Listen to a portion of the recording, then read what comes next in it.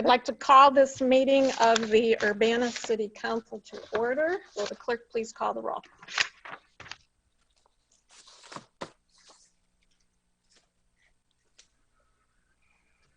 Ms. Wu?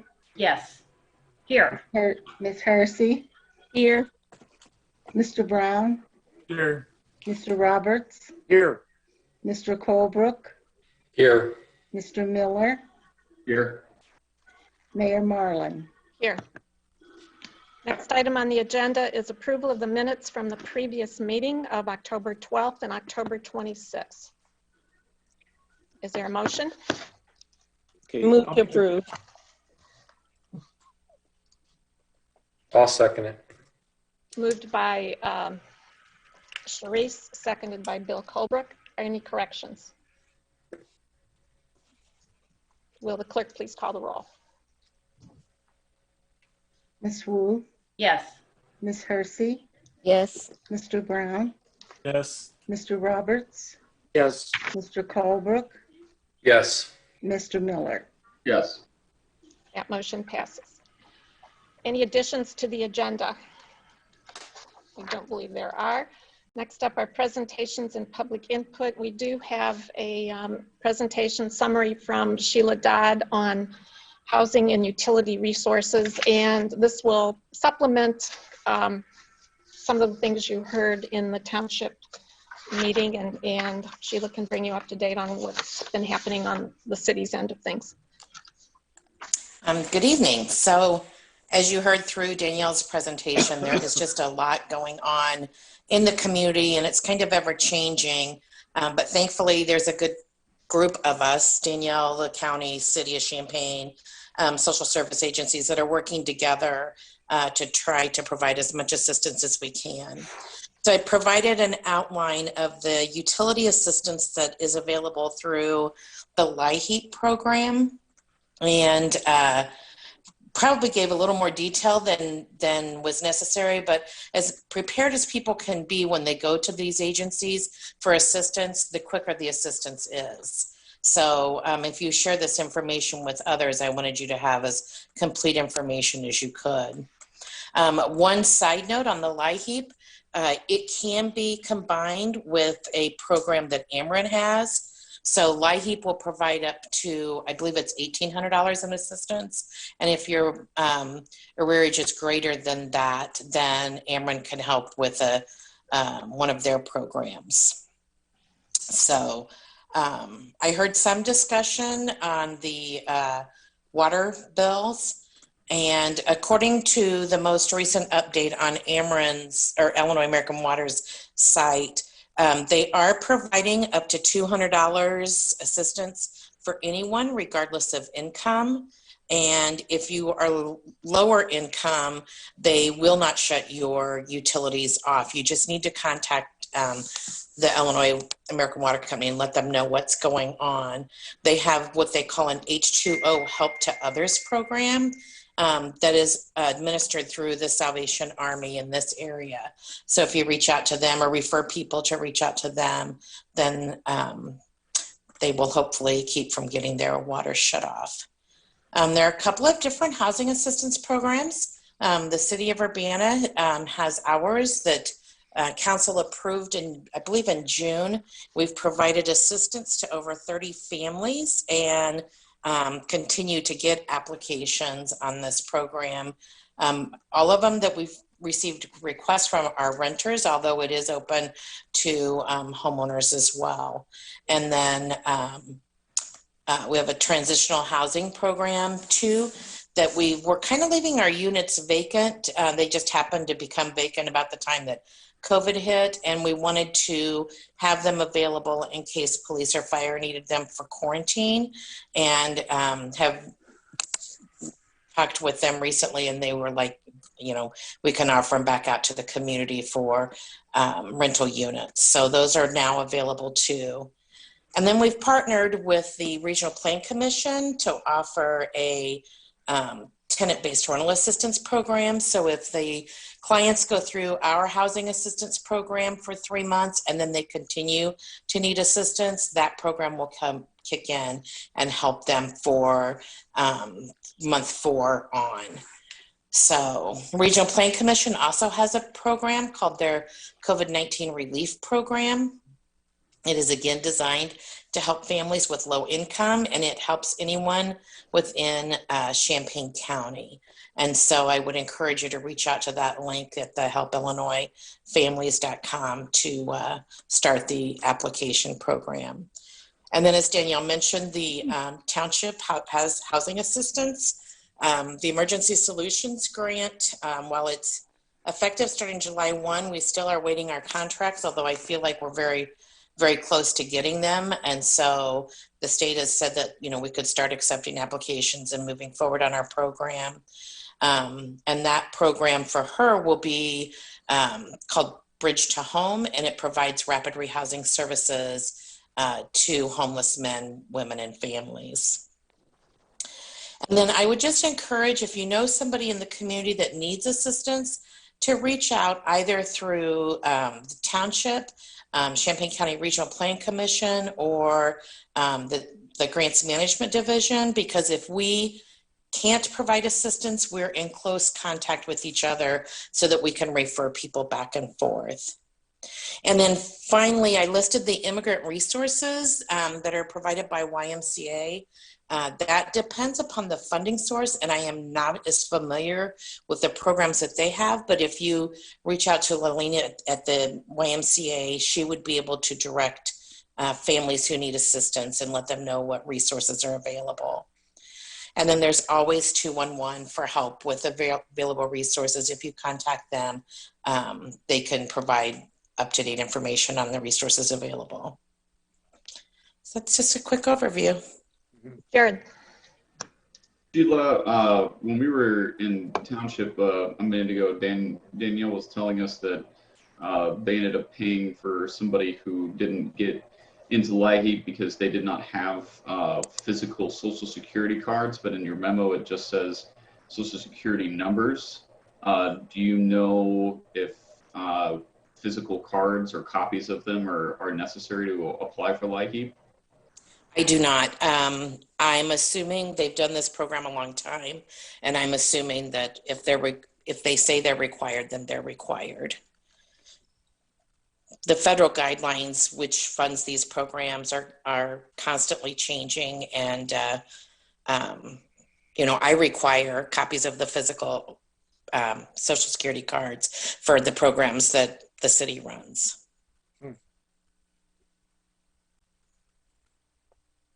I'm just thinking we might maybe want to update that memo to say not just numbers, but physical copies or physical cards are required.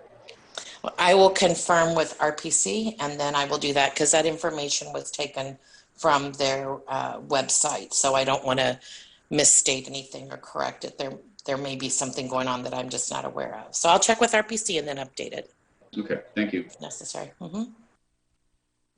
Any other questions for Sheila? Good job. Sharice. Jared was just talking about a memo that it didn't look like I got the memo. I don't think the memo is actually in the packet, but it's online because I couldn't find it in the packet either. Oh. Okay. Well, I've looked in my, is it online or is it in my email? It should be online, but I can email it to you too. I was looking in my email, so that if I can find it online.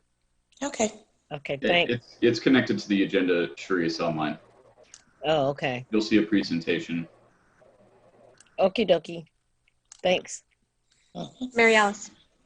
I want to say that this is kind of an example of all these people working behind the scenes. So we have Sheila, we have Township, we have RPC, we have a lot of organizations that have really come together during COVID. I'm really appreciative of all of the people that we have in our community who are working so hard to ensure that people have access to the utilities, people have access to housing, food, the bucket brigade that Township is doing. So I think it's good. Sheila, I want to call you out specifically because I know that you've been working a lot with these grants, but of course Township is doing a lot of hard work with this as well.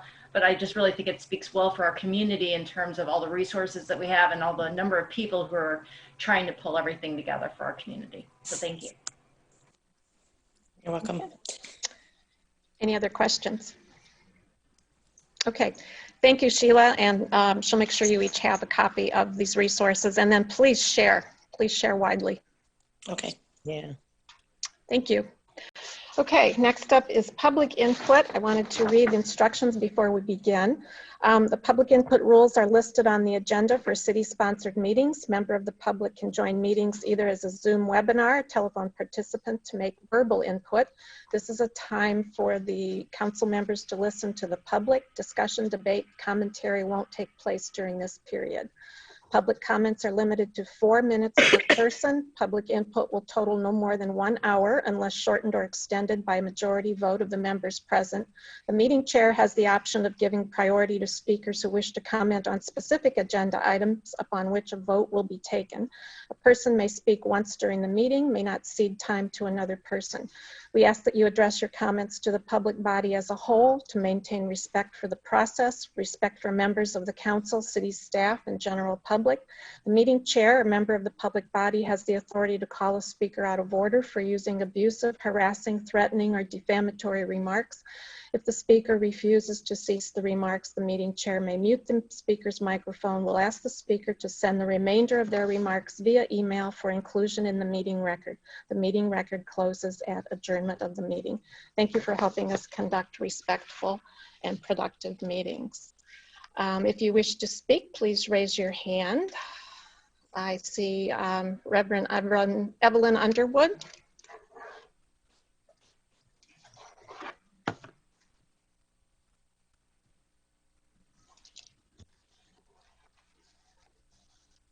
Dr. Underwood, can you unmute your microphone?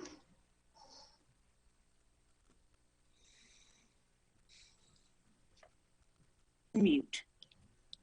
Good. Can you hear me now? Yes, we can hear you. Yes. I think I lowered my hand. Did I lower my hand? No, it's still up, but if you prefer not to speak, that's fine. Not at this time. Okay. Thank you. Thank you for joining the meeting. Next up is Alan Max Axelrod.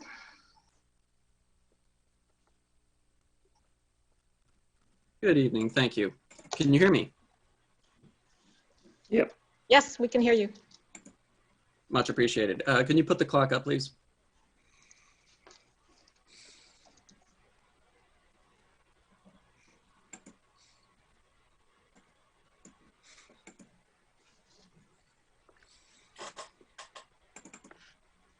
Thank you.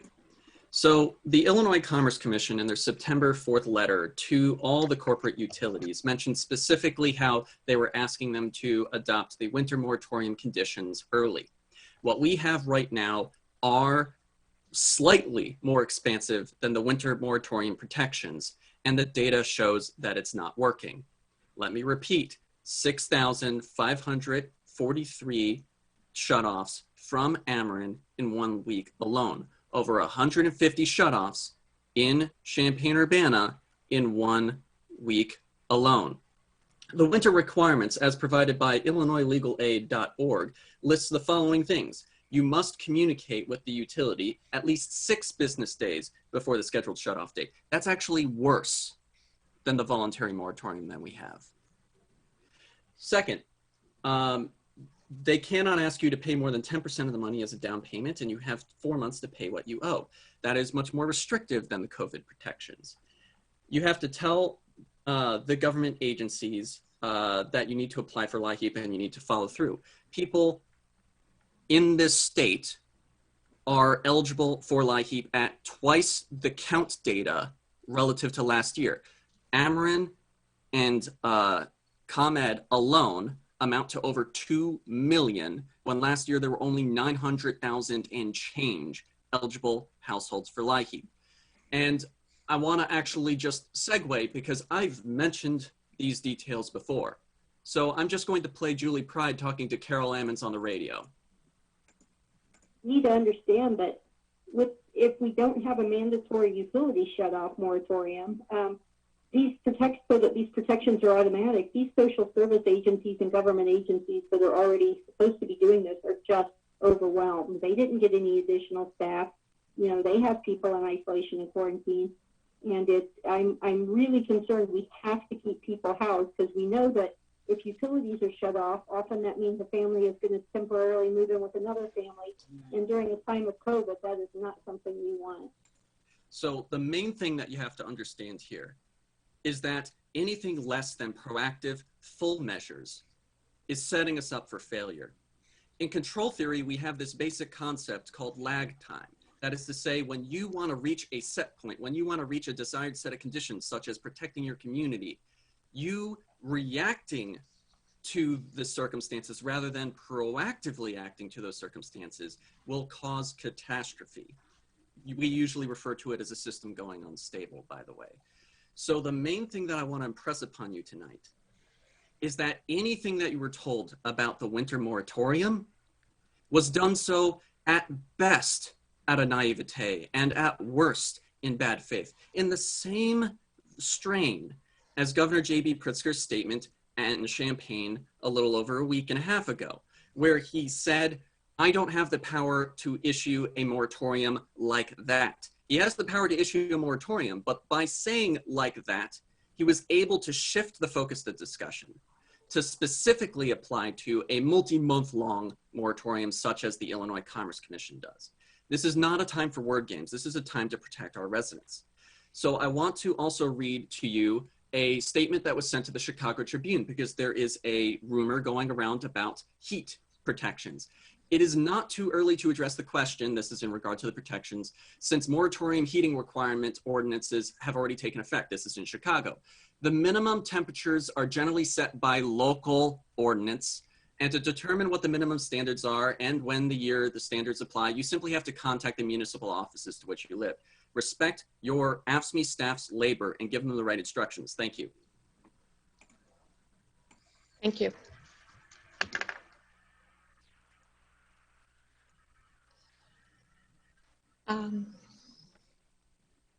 Next up is Tracy Chong. Hi, can you hear me? Yes. Hi, I'm Tracy Chong from Urbana. Mayor Marlin, I'm concerned with your poor leadership and decision-making that have resulted in Ward 2 once again being without a representative. You made a wrong decision in appointing Julie Loud to be on City Council. You received multiple letters in support of Christopher Hansen from people who could speak to his passion, involvement, and investment in local government and policing issues, exactly what is needed right now. You received 0 letters of support for Julie Loud. Hansen has demonstrated active engagement in City Council and boards and commissions. Instead, you chose Julie Loud, who, when I suggested Ms. Chong, this is not a time to discuss a past decision like that, and it's not a time to be talking about Ms. Loud, who has stepped down from the council. Now, is there an issue you wish to discuss? I'm talking about your decisions. Then that's not for Suggested this she night. listened to We past can City have that Council conversation. Jason Liggett, can you mute the speaker? Thank you. Next up is Christopher Hansen.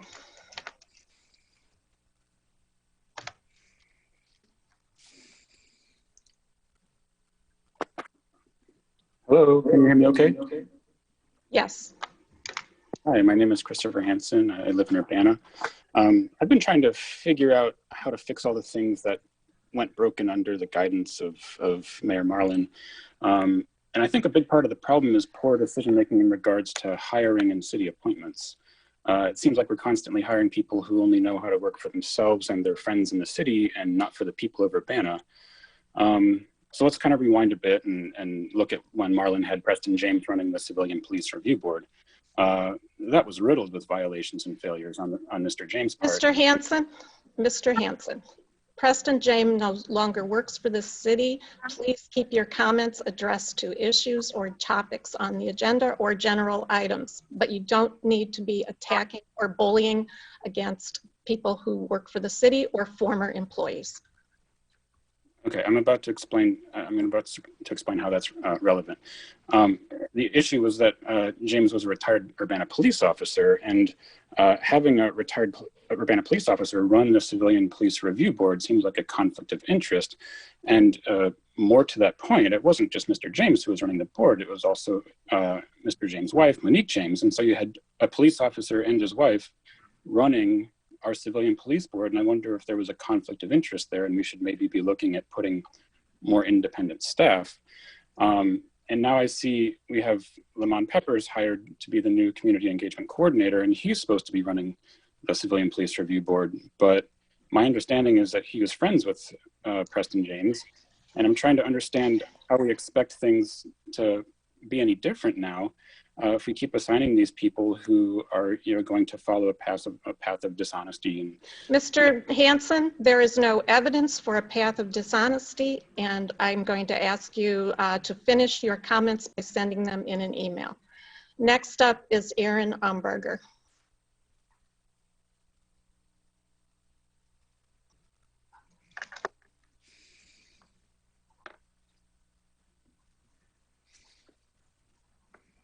Can you hear me?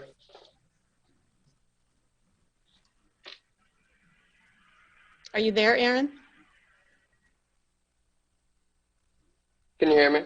Yes, we can hear you. All right, thank you. Hello, my name is Aaron Umbarger. I live in Champaign. As a means to demonstrate how, this is just a little bit more information about Ameren that I've discovered recently. As a means to demonstrate how Ameren is treating the customers in Illinois, I would like to read a story that someone from Danville sent to me about their experience with the company recently. Quote, Ameren called me saying my service is in danger of being cut off. I told the representative that I have an appointment with Community Action, which is the organization that processes LIHEAP applications in Danville. But he insisted that I needed to schedule a payment plan. I said I could pay some on Thursday when I get paid. He said the 27th. I was driving, so I said Thursday. It was the 27th and okay. Thursday was okay. It was actually the 29th, so they turned it off on the 28th. I called Ameren and explained I have an appointment scheduled with the Community Action and I could pay $150 the next day, Thursday. They said they would not turn it back on until it was paid in full. My Community Action appointment was still 7 days away and they couldn't get me in any quicker even though I was without power. An amazing person paid my bill in full and amazing my power was turned on within 30 minutes of the bill being paid. Why they couldn't turn it on for the 1 day until I got paid, it was ridiculous. I hope my difficulties with Ameren can help someone else not have to go through the same, end quote. All right, so I was told by an Ameren customer service representative a few days ago that the Fresh Start program has ended. That is the program that was it was supplemental for people that qualified for LIHEAP, and that wasn't enough. And it was for people that didn't qualify for LIHEAP. So this means that for those whom which LIHEAP was not enough, and for those, yeah, like I said, the only option left for anybody is deferred payment program through Ameren. The only other option they do have is a program called Cool Neighbors, Warm Friends. However, where other people struggling during a pandemic can donate what's left of their money to a multi-billion-dollar company so that they can give it to those whose power they are threatening to disconnect and presumably write off on their taxes. On their website, they make it clear that this program is, quote, a helping hand, not a handout. To encourage personal responsibility, our program often requires customers to share in the weatherization improvement costs and making matching payments on their energy bills, end quote. So a little bit of tough love, I guess. This program is where the funds from Fresh Start, the program that's ran out, came from, just so you know. Please feel free to verify this with Ameren yourself to make sure this information is correct and up to date. I'm just saying this to remind the council of how little Ameren appears to care about its customers during this time that everyone's struggling, and how important a local moratorium is for folks that are struggling. Please ask you to do the right thing. Thank you. Thank you, Aaron.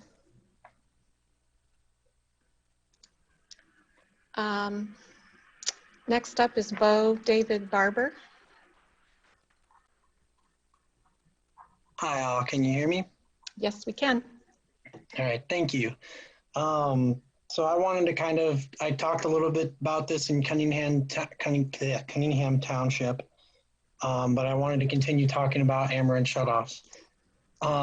So like I said, in Cunningham Township, there was about over 200 disconnect notices in Champaign County, about 100 of them being within the city limits of Urbana. Like I said, we can't really gamble on whether these folks were able to pay their bill or not. because if they get their power disconnected, like Danielle Chenoweth and Julie Pride pointed out from the Champaign-Urbana Public Health District, you know, if they have to then find shelter with somebody else and double or triple up in some household during a pandemic that spreads like wildfire, we have a very, very bad situation on our hands here. And we can only do so much. Like our ragtag team of volunteers and activists going around and talking door to door, calling people, you know, I'm trying my best to do what I can. The cold hard truth is though, is that I will not get everybody. And there's already people who have had their power shut off, had their utilities shut off. I mean, heck, I even learned from one person today that there was a woman in Urbana who had her American Illinois Water disconnected her water. Fortunately, she was able to get aid because of another person, like that one person in Danville that Erin Umbarger had mentioned, so that she could get her water back. But the problem is that not everybody has the finances to be able to offer such immediate charity. Cunningham Township is trying their best too, and they have, like Danielle said, have put in several people hours into this, but it's not going to be enough. There will be people who get their utilities disconnected, and during a pandemic, this is just not the time to have this. It's not ever the time to have this, but especially not during a pandemic. So, while I thank everyone and all the organizers for their labor and their solidarity, we need more than that right now. I appreciate what you've done, Mayor Marlin, with approaching Governor J.B. Pritzker with the resolution. And I continue to ask everyone on council to push him on this, because the more people that we have pushing him on this, the more he will have to listen. And now that we have the mayors of Urbana and Champaign signed on to that one letter that Julie Pride had drafted, that is a very powerful statement coming from one of the most prestigious, I don't want to say biggest cities downstate of Chicago. That being said, we can't wait on him to try and solve this problem for us. We need him to enact a mandatory moratorium. But the one thing that you can do to help your constituents greatly right now is to include the emergency ordinance that Champaign has in Urbana's emergency ordinance. And that is Champaign's Municipal Code, Chapter 12, Section 39, Part 26, which states that the city government can require the continuation of utility services for those who live in the city of Champaign, but for this one, it can be the city of Urbana. Section 1239, after the declaration of an emergency, the mayor may, in the interest of public safety and welfare, make any or all of the following orders and provide the following direction. And in Part 26, it says require the continuation, termination, disconnection, or suspension of natural gas, electrical power, water, sewer, communications, or other public utilities or infrastructure. So I please ask that you consider adding that in there, and you can take the reins of leadership compared to everyone in this state and really change a lot of people's lives for the better. Thank you. Thank you. Next up is Grace Wilkin.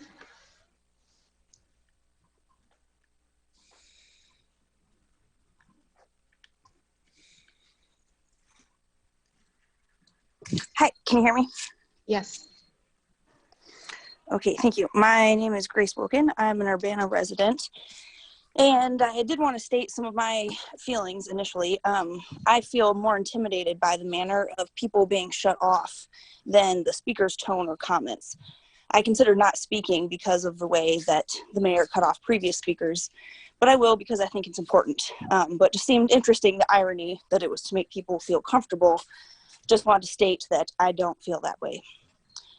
My comments are that I would like to say that I appreciate the work of Danielle and lots of people at the township and many others who are working on addressing issues in our community like homelessness, utility shutoffs, and other really important issues.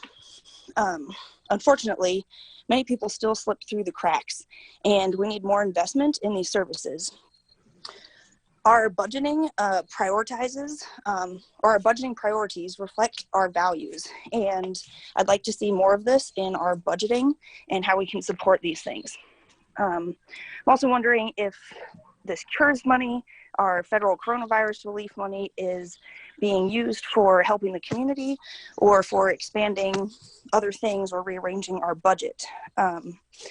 I hope to learn more about this agenda item 5 involving HUD authorizing funds coming in and the mayor having the authority to change the comprehensive plan.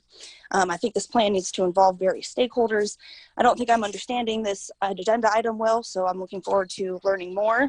I'm also wondering if the HUD presentation today said that there was transition housing that was left empty in case police and fire employees needed it for quarantining.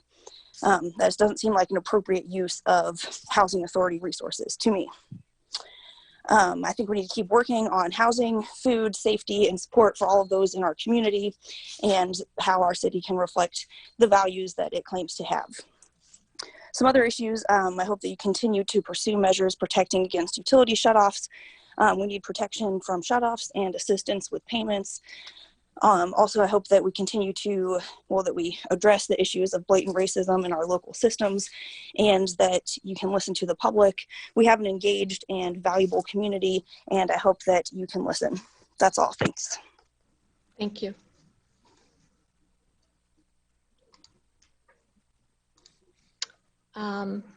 Last speaker is John Kraft. Can you hear me? Yes. Okay. I would thank Grace Wilkin for her comment. It's funny how you didn't redact her name and other speakers' names for being private information. The reason why I'm saying that is because I recently asked for the names of FOIA requesters who paid funds to the city to receive their requested materials or documents. Kurt Borman denied part of the FOIA request, denied the names, saying they were private information exempt under section 71B, which says private information unless disclosure is required by another provision of this act or state or federal law. So let me talk about another provision or state or federal law. The Illinois Constitution, Article 7, Section 1C, says that reports and records of the obligation, receipt, and use of public funds are public records available for inspection by the public according to law. The Local Records Act, Section 3A, reports and records of the obligations, receipt, and use of public funds are public records available for inspection by the public. In the Freedom of Information Act, Section 2.5, Mr. Kurt Borman denied it under Section 7.1b, but Section 2.5 says all records relating to the obligation, receipt, and use of public funds are public records subject to inspection and copying by the public. And all three of those are required under another provision of the FOIA or a state or federal or court order. And Mayor Marlin, I wish you would do your job and tell Mr. Borman to properly answer that FOIA request. Recently in Hancock County, the judge ruled in our favor when he forced the sheriff to provide the names of people purchasing firearms from the sheriff's sale. Why? Because that is a record pertaining to the receipt of funds to the local government. And the Attorney General, in several opinions, one where a person asked for water bills with names from the village of North Henderson. And the Attorney General said that,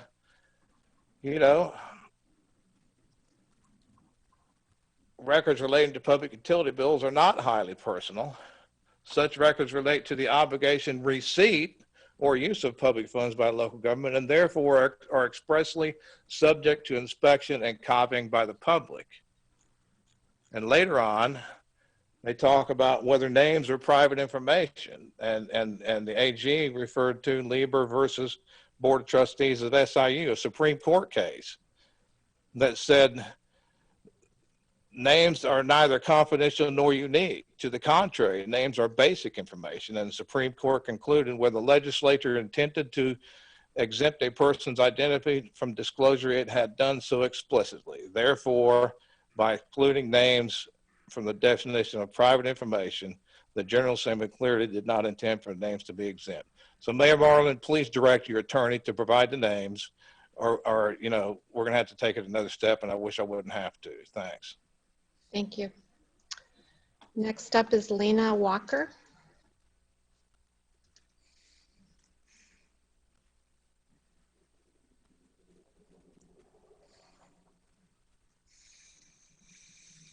Hi, can you hear me? Yes. Okay, good. Hi, my name is Lena Walker. I'm a resident of Urbana.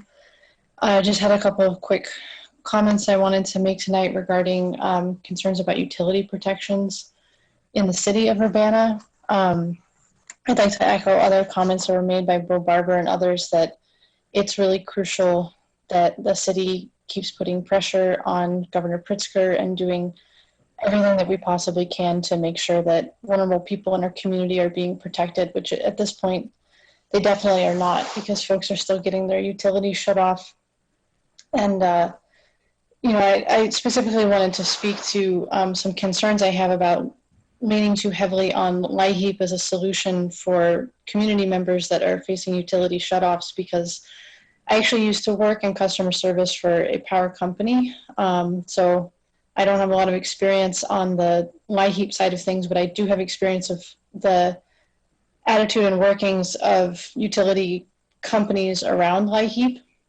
And I can tell you that multiple times per day, I had to tell people facing shutoffs that they were going to be unable to get help from LIHEAP, either because they had already received assistance and were not eligible for more, or because they didn't qualify for another reason. And typically when folks are unable to get LIHEAP or that kind of funding, people are going to be instructed to either go to churches or charity organizations for help, or to family and friends that can help them to pay off their balance. And that is often leaned on heavily as a solution for people, and that is just not going to be enough right now. Churches have been closed for the most part, hopefully, to, you know, reduce the spread of the virus, but you know, a lot of the charity collection that would normally be going on is not happening. People's families and friends are also going to be struggling. I mean, we're in a serious economic crisis and a serious public health crisis right now. So I just wanted to stress to the council that thinking that LIHEAP is going to be a solution for a lot of people, I really don't think that that's going to be the case. We really need a moratorium on utility shutoffs, and I applaud everything that's been done so far to try to make that happen. And please keep the pressure up, because we got to do something, and we got to do it fast. Thank you. Thank you. Next is a phone number that ends in 435.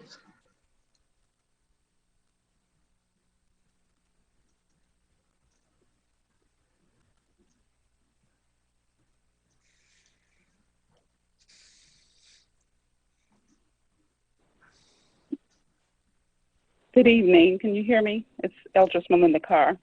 Yes, we can hear you, Eldris Carr. Good evening, Mayor Marlin and members of the City Council. I'm coming to you as a concerned citizen this evening.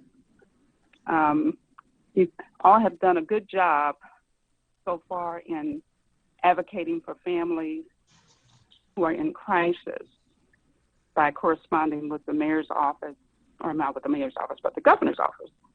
I'm going to speak a little bit about the allowable video gaming terminal permits, and I'm concerned about the families and individuals that I've talked to and who have expressed their frustration with the video gaming terminals and the effects they are having on family members or friends who have been evicted or about to be evicted from their homes, for example, because they have used most or all of their paychecks. Some have families and others may not, but they all have in common an addiction that has gone too far and for too long. Here are some questions and concerns that I have about the proposed ordinance. Will an extra video gaming terminal save someone's job? In other words, do businesses need an extra employee to operate the terminal, or is it self-serve? Are we concerned more about the revenue and the welfare of the businesses, or are we also concerned about the families in the larger community who will be negatively impacted? Is this the best decision for those families who are overextended and struggling to overcome an addiction during a pandemic when people are at risk of having their utilities shut off and being evicted from their homes? Instead of opening the door to more people to join Gamblers Anonymous, we should reduce the risk of more financial hardship on families. Can the city of Urbana be sued if they do not approve this ordinance? If there is no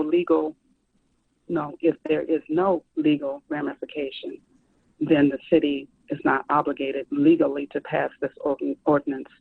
But in the interest of the protection of the public health, safety, and welfare of the larger community, the city can make the best decision not to pass the ordinance at this time. What other alternatives are in place or can be investigated to help businesses without further burdening disadvantaged persons of the larger community? These are some concerns and questions I have as a citizen at this time, and I pray that the council will consider these issues as you move forward in the vote tonight. Thank you. Thank you. And that looks like ends our public input for tonight. So we'll move on to unfinished business. I don't believe there is any. Report of the standing committee. Councilmember Bill Brown. Yeah, we met last week and we forwarded one resolution and two ordinances, two with recommendation for approval and one with no recommendation. First was resolution number 2020-11-005R, resolution authorizing acceptance of an Illinois Arts Council agency grant for Urbana Arts and Culture Program operating support. For the committee, I'll move approval. I'll second it. Moved by Bill Brown, seconded by Dennis. Any discussion? Will the clerk please call the roll?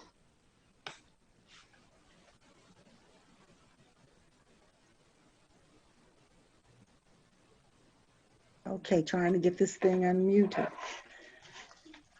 Ms. Wu? Yes. Ms. Hersey? Yes. Mr. Brown? Yes. Mr. Roberts? Yes. Mr. Colebrook? Yes. Mr. Miller? Yes. That motion passes.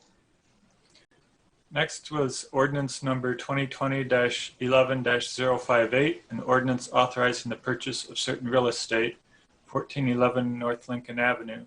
For the committee, I'll move approval. And I think Carol Mitten had an update on a question that came up. Could we get a second first and then? I'll second it. Moved by Bill Brown, seconded by Bill Colbert and Carol. So there was one question that had come up last week when this item was before you, and it was from Mr. Kraft, and he was asking about our compliance with Section 3.1 of the Public Officer Prohibited Activities Act, which required certain disclosures on the part of the seller of the property. And there is that provision does not apply to home rule municipalities. And so Urbana has never required that statement to be provided, and it was not provided in this case. Any further discussion? Jared? I know it was sort of briefly addressed, but I just wanted to get the thoughts on the impetus for the purchase of the property at this time. I don't think we explicitly asked that at the last meeting, and I know you did address that a little bit, Carol. It was from Edgar Garrett, who had sent in a comment about that as to what was our, why we needed to buy it now, when it seemed like, there probably isn't competitive, use for it. Probably not going to be purchased by anybody else. We're not trying to get it away from somebody. Could you just go over that for me one more time? Thanks. Sure, I'd be happy to. The property's been on the market for a number of years, but the fact of the matter is that they have recently been approached. They were approached prior to us approaching them, and they were approached after we had the property under contract from another potential buyer. And I know this because it was confirmed by a broker who was involved. So there is other interest in the property, but for our purposes, we wanted to be able to have a site that was under our control where we could plan the new facility while keeping the existing facility operating. And since we're going to start designing that probably in the next 12 months, we wanted to know what site we were going to be designing for. So that's behind the timing of it. And then the other piece was, with it being the right location, and I know Chief Laus spoke to that a little bit.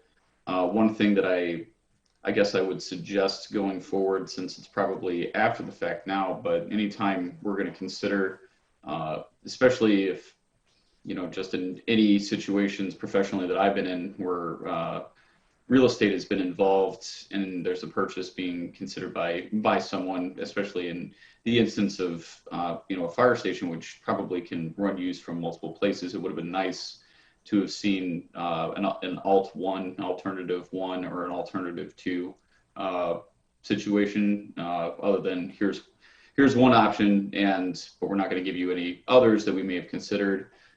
Stuff like that would have been useful for us and for the public to have known a little bit more about why this is the ideal location.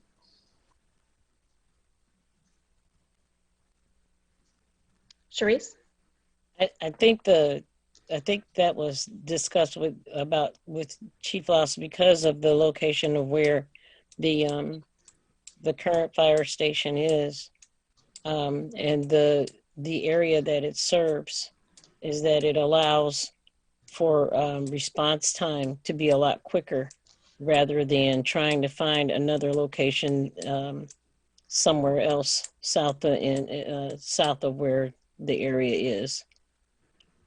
So I think the location, the reason why they wanted that, at least that was my understanding from what he said, is that that particular fire station has served the north side of town, of not just Champaign, of Urbana, but also when in the cases that you needed, Champaign needed assistance, and it helps with all that area. And I would add, one of the things driving interest in that site in recent months has been the closing of the water company storage lagoons and the transformation of that site into a site that can be developed. So suddenly the property north of the fire station was getting a lot more attention because of what was happening at the property adjacent to it. So that's another reason for moving on it now. Any other comments or questions? Dennis? Well, also it's pretty convenient because it's on a major street and connects with Bradley Avenue, which is another major route for fast resource access to locations in the community. So, I mean, you don't get too many properties that are located on a major thoroughfare in town that are available and are appropriate for us. So we're taking advantage of something that works, I think, pretty well at this time. Jared. Again, not arguing on the merits of the site, just making a point of alternatives were not proposed, alternatives were not shown. We were just given one option. That's all. Sure. All I'm saying is in future considerations, that's something I would like to see is like, oh, hey, well, we've looked at this, or here's a breakdown of available nearby properties that would suit and their costs, et cetera, et cetera. That's all. Sure. Thanks. If no other discussion, will the clerk please call the roll? Ms. Wu, Yes. Ms. Hersey, Yes. Mr. Brown, Yes. Mr. Roberts, Yes. Mr. Colebrook, Yes. Mr. Miller. Yes. That motion passes. Bill? And the last one from last week was ordinance number 2020-11-059, an ordinance amending City Code Chapter 3 to increase a number of allowable video game terminal permits. For the committee, I'll move approval. And I'll second it. Moved by Bill Brown, seconded by Bill Colebrook. Any discussion? Didn't the committee send it with no recommendation? Oh, I'm sorry. Yeah, it did send with no recommendation, but in order to get on the floor, I'll move approval. And I'll second it. And for the record, this is increasing. Currently, 5 is the maximum limit, and this would increase it to 6, which is allowed by state law. So, any discussion? Well, Okay. Go ahead, Dennis. You had your hand up. No, you started talking, and that's fine with me. I can. No, I take into consideration what Melinda Carr said, because I've had those same being torn with that actually, and it has become an issue regarding people losing their businesses because of the fact that Champaign does have, and they do allow, 6 video gaming machines. And so people are crossing over to Champaign. And it was something that, it's something that I've had to struggle with regarding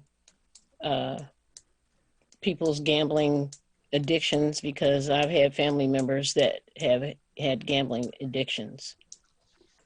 But the other thing that I realized with that in mind is that no matter how we try to help our family members with that, they ultimately make the choices that they're going to make.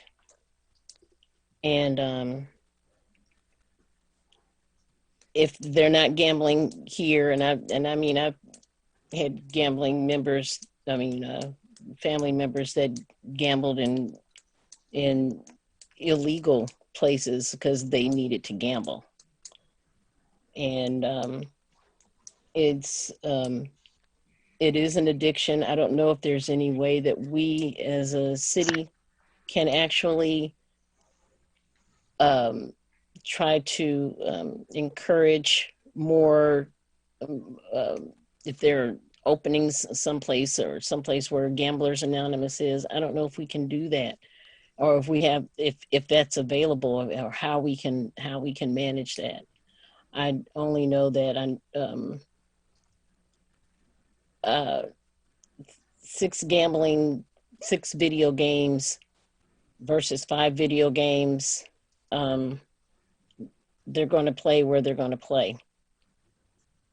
And, I've really struggled with this decision too. So that's my comment. Dennis? Well, I'd actually like to hear other people comment as well, but I guess, you know, the cat's out of the bag as far as local gambling in Urbana. I mean, we've already got video gaming, and some community organizations like, you know, the American Legion Post and others do it to support, you know, I would say, you know, relatively important social services and organization itself. Others are, we know, they're just like businesses, like a dry cleaners or something like that, you know, and they're looking for profit. Well, you know, whether a person's going to have to wait in line or to sit down when they walk in to gamble, I don't think the sixth unit is going to make a significant change in people's habits. I don't want to encourage it, but I don't think that the city can necessarily legislate morals. You know, we don't have a blue law about you know, alcohol sales. You know, in particular here in this community, people can go and buy whatever liquor they want to, but and that can also be an addiction. Where I will draw a line is adding additional locations where video gaming is introduced. I think that's something that the city can rightfully monitor. You know, the fact that we've already got gaming in certain locations and we've approved it, you know, adding another unit probably is not going to make a difference. But there are some bars who are going through difficult times right now. And some bar owners think that this is going to be a significant income for them when they can't sell and people can't go up to the bar currently. So if we think that it's important to support local taverns and those kinds of businesses in our community, which heck, a lot of people would like to go and have a good drink at a bar at this time of COVID restrictions. I don't see too much of a difference here. I don't know. So I guess I'm not real excited about it. I wouldn't promote it generally, but I'll accept it. Okay. Any other comments? Mary Alice. I appreciate Dennis's commentary. I think I've been on the fence about this all day today in terms of whether or not how I would vote. I think, Dennis, you've convinced me to abstain rather than vote no. I agree in terms of kind of holding the line in terms of more places that can have gambling. But as you said, the cat is out of the bag. Gambling is legal in the state of Illinois. And having 5 or 6 gaming terminals, I'm not sure how much difference that really makes in one specific location. So that's my 2 cents. Bill. Yeah, I looked at some more figures comparing, you know, places that had 5 before and then 6 in Champaign, and the increase from last year to this year compared to Urbana, where they had 5 last year and this year. And it seems to me like the biggest difference was just in the other aspects that went along in that state law that increased the payout, increased the maximum bet per punch of the video game, and increased the jackpot and things like that. Because Urbana's in comparable months, you know, not counting the pandemic months, but in the last 2 months anyway, Urbana's gaming places are doing 20-25% more business, and Champaign's are doing 25-30% more business. So I think maybe the ones that have 6 terminals might be doing another 5 or 10%, but it's not a huge amount. It's not the 20%. The biggest change is the change in state law that allows those other things. There is one at Prospect and Bradley that's just making money hand over fist. I guess hopefully the people can afford to lose $2 million a year there, because it's more than that. It's like 2.5 million. That's really abnormal. I don't know how they do that with 6 machines. So other than I think I agree that having new locations and making it more convenient is worse than adding one video machine to a location. I don't agree with, it's not that we're trying to if we voted no on this, which doesn't sound like we will, it's not that we're trying to legislate morals, and I've never brought that up. There's nothing immoral about gambling. It's not a sin to be poor. It's not a sin to have bills to pay and be offered a magic wand that might pay them. It's exploitation by government and by and by the video gambling businesses. And so that's the downside of gambling, the legalized gambling. There's downsides to illegal gambling too, because people are going to do it. And then if you don't offer it in your town, people can go next town. So that was all the arguments for allowing it to begin with. But I think we have to be careful about how much it expands, how convenient you make it. So yeah, one extra video terminal. It's a coin toss to me, but I guess the only upside is to show that we want to make a level playing field, maybe with Champaign, some kind of business statement. But I don't think the extra revenue that this would generate for the city would make up the difference for the extra heartache it's going to provide our residents, the extra money that's not going to be spent at local businesses because it'll go into the pockets of the video game suppliers. 35% of it will go to state, and we aren't getting our share from the state for infrastructure projects that this is going to support. At least not in Urbana. A lot of it's going to interstate projects. So Champaign's getting a lot to build, bridges over interstates and redo the I-57, I-74 interchange, but we don't seem to be getting a lot back. So there's very little upside, very little downside, I think, to one more terminal, but I think we do have to watch out. Any other comments? Okay. Will the clerk please call the roll? Miss Wu, I abstain. Miss Hersey, Yes. Mr. Brown, No. Mr. Roberts. Mr. Roberts, Right, I know. I'll say yes. Mr. Colebrook, Yes. Mr. Miller. Yes. So we have 4 yeses, 1 no, and 1 abstention, and this motion passes. Reports of special committees. Thank you, Bill, for the report out. I don't think we have any committee reports. Reports of officers. I do want to remind the public that the listening sessions and Zoom sessions that have been scheduled for getting public input on our use of force policy are this week on November 12th from 1:30 to 3:30 p.m.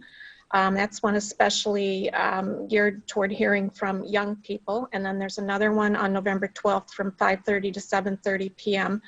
and a session on November 13th from 3 to 5 p.m. The Zoom link and information about these are can be found on the city's homepage.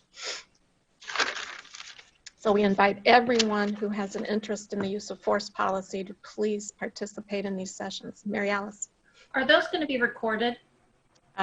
Yes, I hope so. Yes. Okay. Absolutely. Okay, we'll move on to new business. We have appointments to the Urbana Free Library Board. I'm bringing forth 2 appointments. The first is Gloria Yen. She's the director of the New American Welcome Center at the University YMCA. She's been actively involved as an Urbana Free Library patron, former staff member, community partner, and looks forward to raising the visibility of the library through advocacy. She currently serves on the Illinois Department of Human Services Advisory Council, and I would add she has very deep ties and direct links to the immigrant community. Oh, and there's Gloria. Welcome. Second appointment to bring forward is Mark Pelmore, is a 20-year resident of Urbana, an Urbana High School alumni. He's a U.S. Army veteran. He's an entrepreneur and author who's involved in personal and interpersonal portable skill development.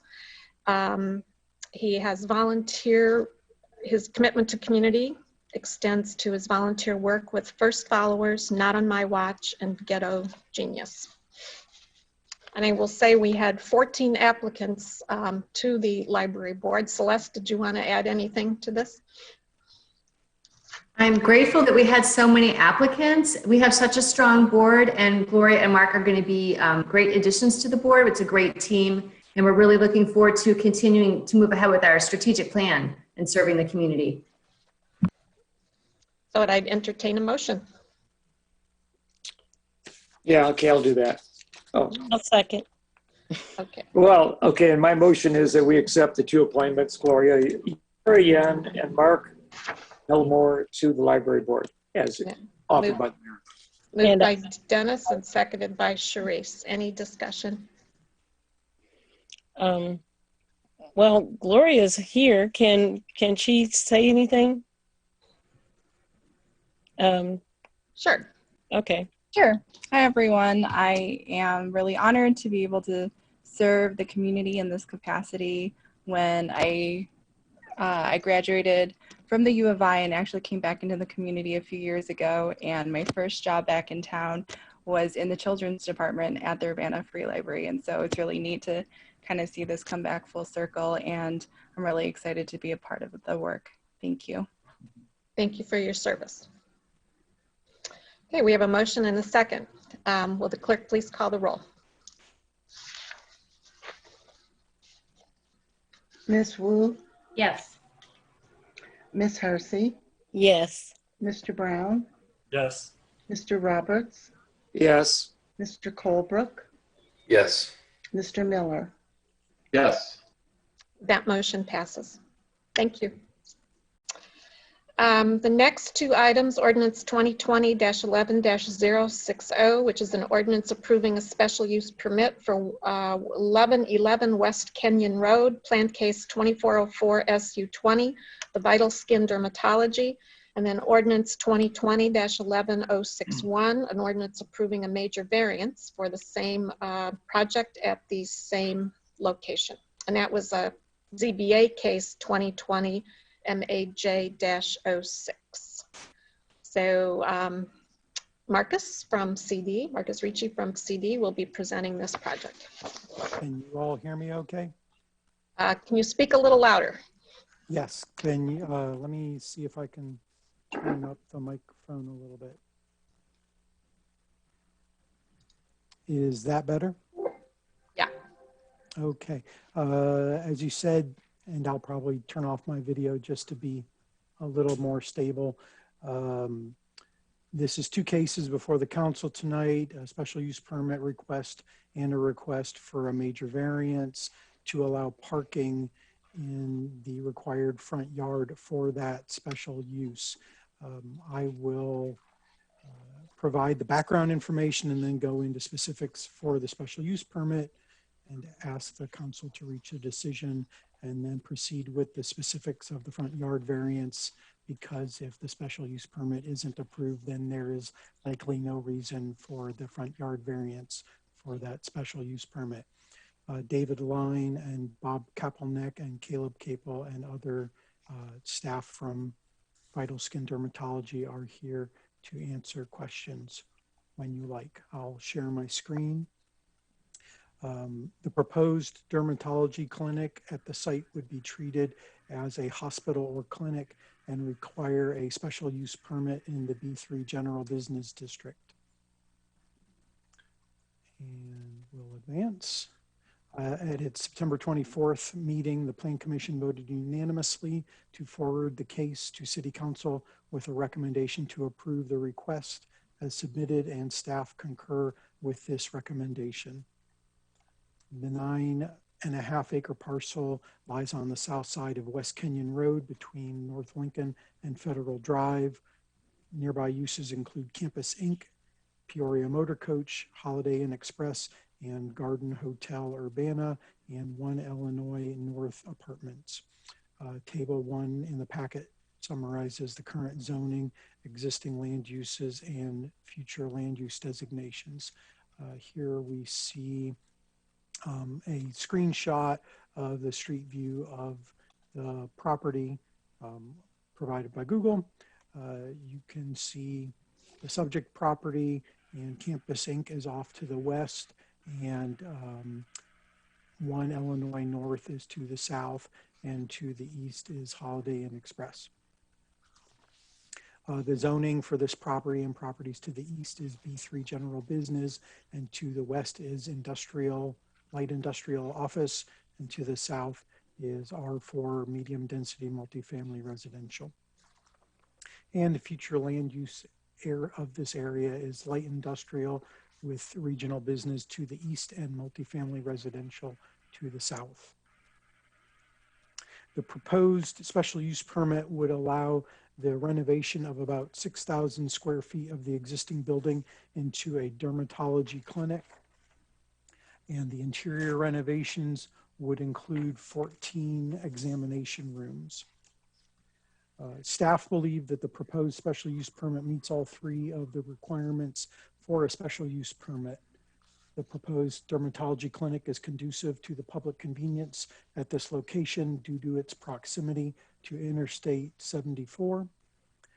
The proposed clinic would not be injurious or detrimental to the B3 zoning district or to the general public because it would not negatively affect nearby commercial hotel or retail uses and is buffered from the adjacent residential land by open space and trees, and it should not generate a substantial amount of traffic or require any additional infrastructure or services. Finally, the proposed clinic would conform to the regulations and standards of and preserve the essential character of the B3 zoning district.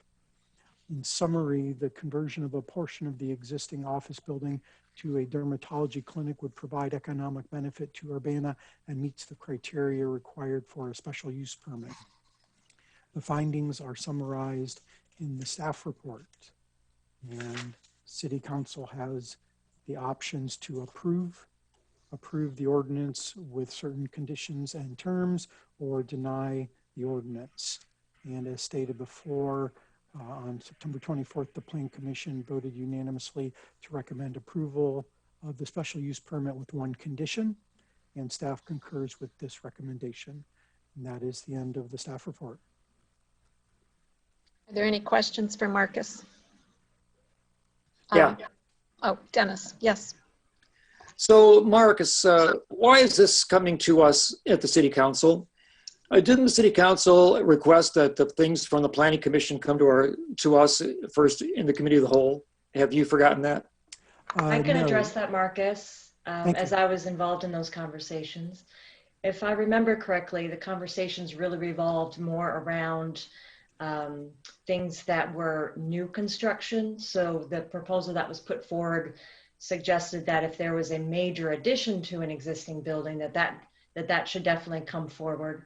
But this is a reuse of an existing building where typically we want to encourage that reuse so that we don't have vacant buildings. So that's why it's coming directly to council. Okay, so I'd like to hear from other council members about whether they have concerns about that. And I mean, I would also have to comment that we're having like a major variance coming from the ZBA. And that would be a concern because it's a residential area and there are neighbors that may be affected by that who may not even be aware of these kinds of cases coming before our attention. So having asked the question, I guess I was wondering whether any members of the council are concerned about this in particular, in that it's just a reuse of a building, or do we feel comfortable going forward? I'm not aware that there was necessarily any public comment against it or an emails of concern, but I still think it's worth asking the rest of the council members. Bill, did you have your hand up? Yeah. First on the process, I remember those conversations. I do think that, you know, there were some new developments or redevelopments that that really were a big change. I think we were frustrated that hadn't come to Committee of the Whole, but I think as the conversation evolved, we realized that, and we'd talked about, you know, well, could we say anything that wasn't unanimous, say from the Planning Commission or ZBA, go to Committee of the Whole first. And we talked about things like that. But I think it also evolved a little bit so that we realized that even now we have that option to either send it to committee or to send it to the next council meeting. If we want to skip the committee and just want to think about it, we could do that. So we still have options at this point. It's just a matter of discussing it a little bit and figuring out, if there's something we don't know about it, or think that the public should be more aware that there may be more public that would provide input if they were aware of it. So I think as far as the process goes, I'm comfortable with at least considering these now. And then if we decide that it needs more consideration or more public input, we still have options for that. As far as this particular one, the special use, I don't see any problem. I think it's a little strange that hospital uses are special uses in B3, but that's probably something that could be addressed in some future comprehensive plan. But I don't see a problem with this one. There will be a variance asked for though too. Yeah, I'll discuss that separately. Mary Alice and then Sharice. Yeah, I want to speak a little bit to the special use permits. As Bill had said, that there's, it sounds to me like there's really no way for a hospital or clinics to be granted by right for different business zones. But we have had occasions in which special use permits have garnered a lot of neighborhood inquiry. I'm thinking specifically of the case where the fraternity, a church who had requested a special use permit to reuse that building. And I do feel pretty strongly that special use cases should come before council, before the committee of the whole, before they come to council, because we're going to have a lot of people in different neighborhoods who are going to be feeling like they're going to be put on the line, that this is going to be a final vote when it comes to city council. So specifically with special use permits, I realize we're kind of in a weird situation here with the medical version one here, but in general, special use permits, it's my desire to have those come to committee of the whole first. Sharice? I think what caught my eye, because I did go online and look this place up. I didn't know they had already taken residents in the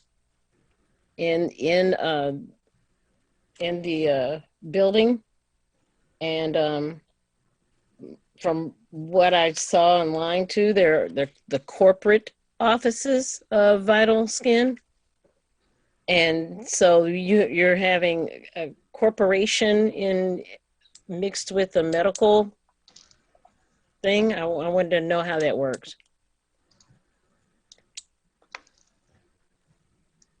The zoning ordinance does allow multiple uses of a single parcel or a single building by right. And those individual uses are reviewed against the table of uses. So a professional office or a warehouse is permitted by right in the IN1 light industrial office zoning district. So those uses are permitted, and they've started renovating the building for those uses. Bill Colebrook? Yeah, and Marcus, in your presentation, you had mentioned that there's going to be, I can't remember your term, but very little traffic is going to be coming to the business.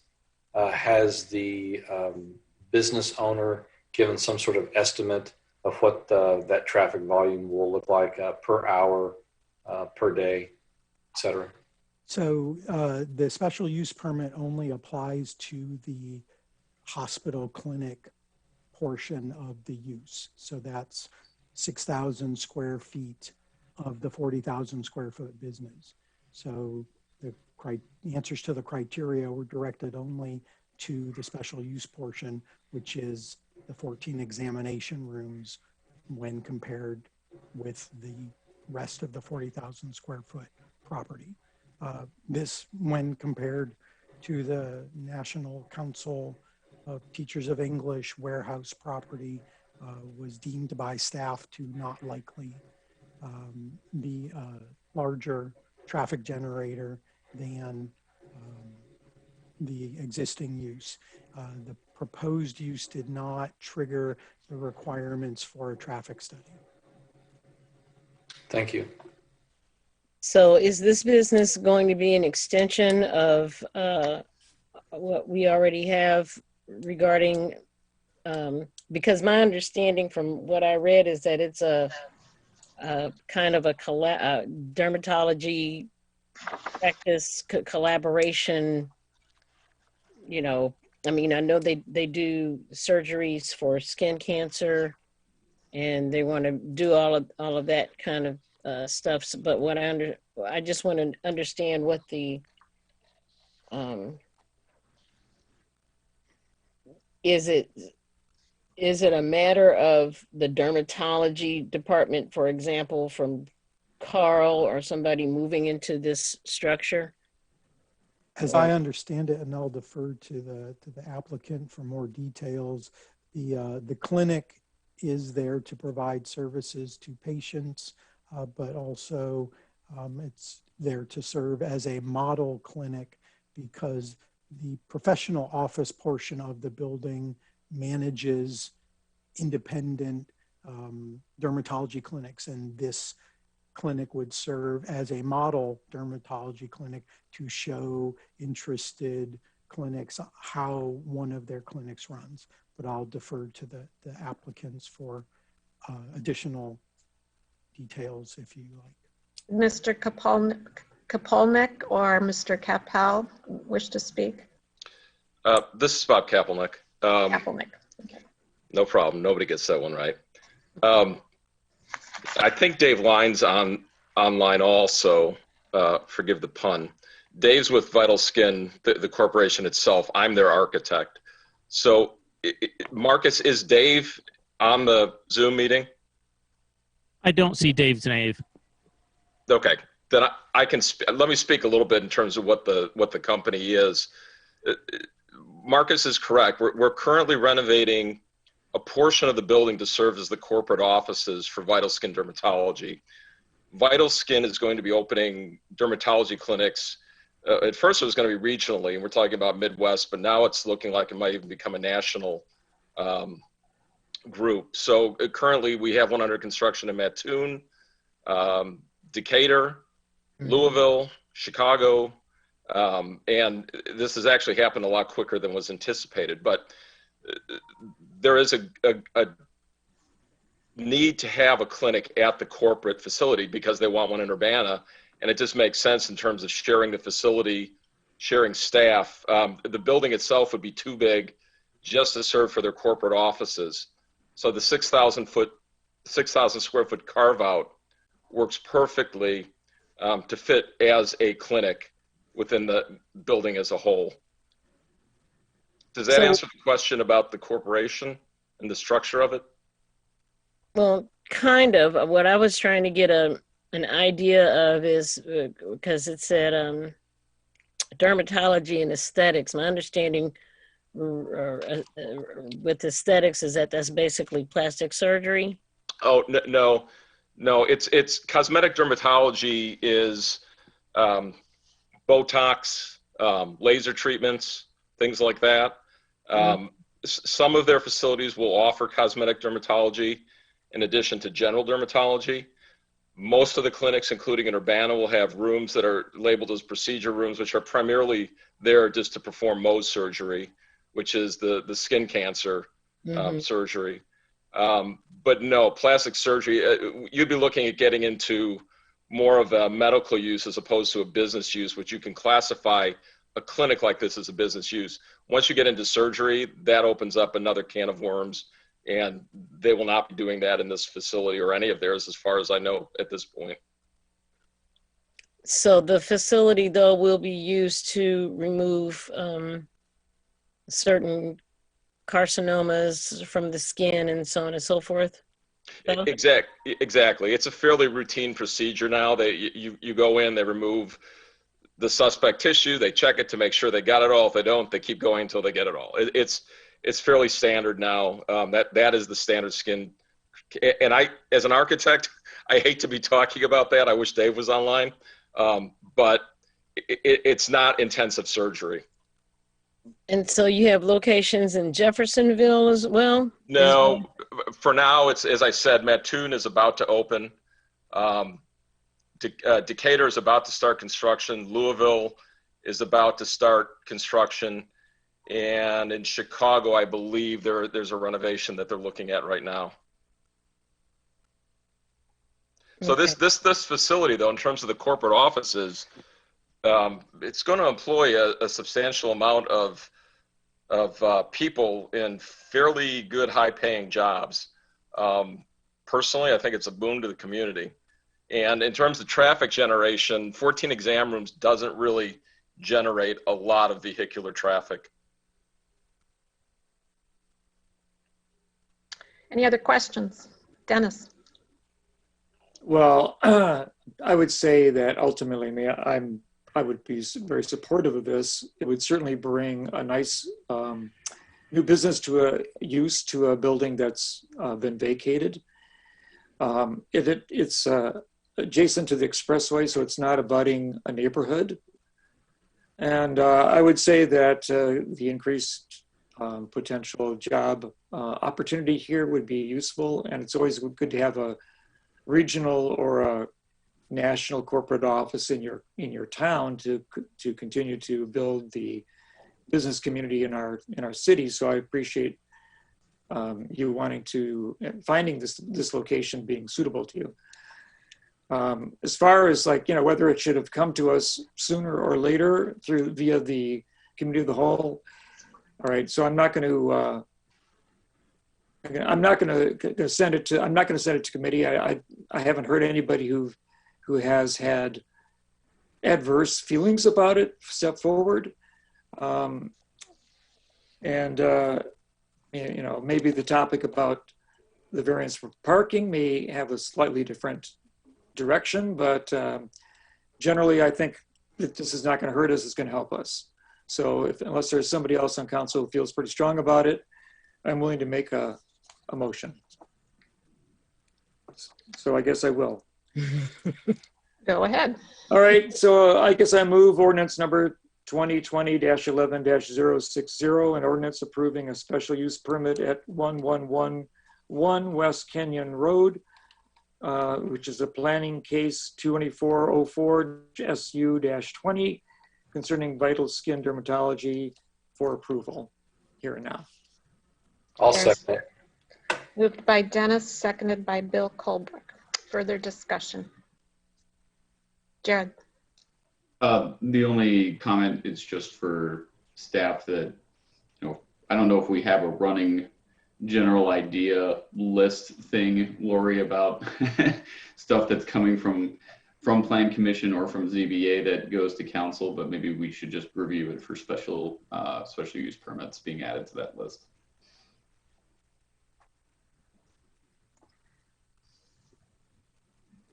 Right, because several of us have questioned that and expressed concern. So I think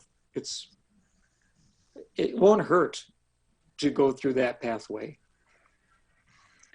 But otherwise, I'll support this. I just wanted to be more knowledgeable about, I'm like looking at the, trying to find something online and I could not find anything definitive about what Vital Skin, it's like, what are they?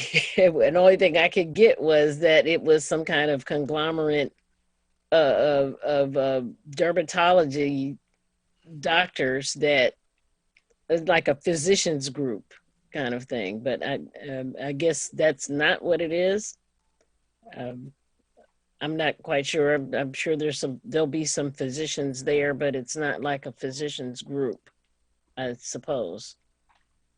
Well, I'll ask them to answer. I would just remind folks that one thing that you can always do is go back and watch the Plan Commission meeting, and many of the questions that you as council members have are always answered at those meetings, and they're really, really actually useful to watch. So that's another way to get really a good explanation. But would Mr. Kapelnik wish to answer that question? I'm determined to pronounce your name wrong. So. No, you're fine. Can you hear me? Yes, we can hear you. Okay. No, these physicians will be basically employed by Vital Skin. They're not borrowing docs from other practices. These are going to be independent physicians that are combining their practices and going to work for Vital Skin, basically. Okay. Any other questions or comments? Looks like we're ready to vote. Will the clerk please call the roll? Ms. Wu, Yes. Ms. Hersey, Yes. Mr. Brown, Yes. Mr. Roberts, Yes. Mr. Colebrook, Yes. Mr. Miller. Yes. That motion passes. That much of a difference. I think given, first of all, we've got a number of items left on the agenda. I'm going to ask if we can take a vote on this now. Are you ready to vote? Okay. So would the clerk please call the roll? Ms. Wu, Yes. Ms. Hersey, No. Mr. Brown, Yes. Mr. Roberts, Yes, I think I can support this. I think there's been a reasonable case, and I'd say yes. okay, Mr. Colebrook, Yes. Mr. Miller. Yes. That motion passes 5 yeses and with 1 nay. Thank you very much. Thank you. Welcome to Urbana. Thanks. We will try to get some employment. I'd like to know the updated employment figures there. And Jared, would you like to move to extend the meeting till 11 p.m.? And motion to extend the meeting to 11. Thank you. Second. Moved by Jared, seconded by Sharice. Will the clerk please call the roll? I have a question. Yeah, So are we going to be able to get through all of this by 11? we're going to try. Okay. You. See you on Tuesday. Ms. Wu, Yes. Ms. Hersey, Yes. Mr. Brown, Yes. Mr. Roberts, Yes. Mr. Colebrook. Begrudgingly, yes. I get up at 4 a.m. Oh. Mr. Miller. Yes. Okay. That motion passes. Kat, are you presenting this? I am. All right. So Jane and Steve Amundsen request a major variance to allow an air conditioning unit to encroach 3 feet into the required 5-foot side yard at 106 East Pennsylvania Avenue. The applicants are here to answer any questions you may have as well. And we've received 3 communications prior to tonight's meeting and the ZBA meeting. All were in favor of the major variance. The Zoning Board of Appeals unanimously recommended to approve the major variance and staff concurs. Here's a location map of the property. The applicants seek a variance to allow an air conditioning unit to encroach into the required side yard. 106 East Pennsylvania is located on the north side of Pennsylvania Avenue between Broadway Avenue and South Vine Street. The parcel is roughly 0.30 acres, and the lot is 68 feet wide and 193 feet deep.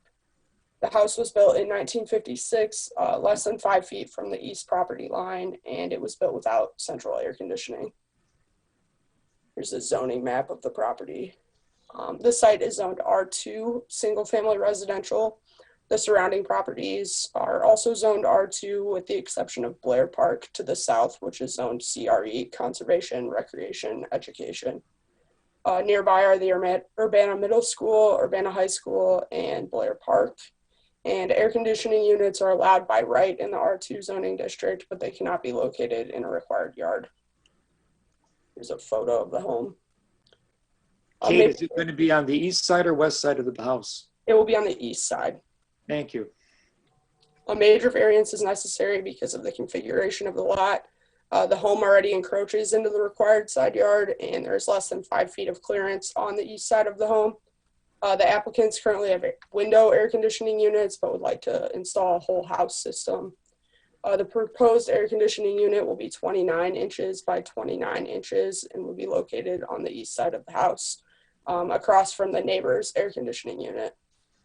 The proposed air conditioner will be a newer model that supposedly will generate less noise than older models. And approving the variance would allow the applicants to install an air conditioner 2 feet from the property line. This is a photo of the west side of the house. This is the east side, and the general location for the proposed unit. The east side is the most practical and cost effective for the air conditioner because the driveway and garage are located on the west side of the home, and it would make it difficult to put the air conditioning unit there. There's also there's a deck in the rear yard attached to the house, which makes it impractical to locate the air conditioning unit in the rear yard. And there is a set-in area next to the back porch where the air conditioner could fit. However, it's under a downspout, which would create difficulties with mechanical equipment. This is the site plan for the air conditioning unit. And to summarize, staff found that the case meets all requirements for a major variance. The configuration of the lot and narrow side yard create a practical difficulty. Regardless of where the unit is placed in the east side yard, it would be less than 5 feet from the property line. The unit would also be placed as close to the house as possible, and air conditioning units are allowed in residential zoning districts, and it's common to see them next to houses. Additionally, all 3 neighbors on the east, west, and north sides of the house have submitted letters of support for the major variance, and they were included in your packet. This proposed location is the most reasonable and cost effective, and that's why staff is supporting it, as well as the fact that it meets all major variance criteria. The Urbana City Council has the following options for the plan case. Approve the ordinance with certain terms and conditions, or deny the ordinance. And at the October 21st, 2020 meeting, the Zoning Board of Appeals voted with 6 A's and 0 nays to forward the case to the Urbana City Council with a recommendation to approve the request with the following condition: that the air conditioning unit generally conforms to the site plan as shown in Ordinance Attachment A. Staff concurs. Are there any technical questions for Kat? Is there a motion? I had a question. Oh, yes, Dennis. Was there a discussion of whether the air conditioner should be screened by a fence or something? There was a discussion about that among staff. What will be required of the air conditioning unit and of any air conditioning unit is that it will meet the noise ordinance requirements for the city.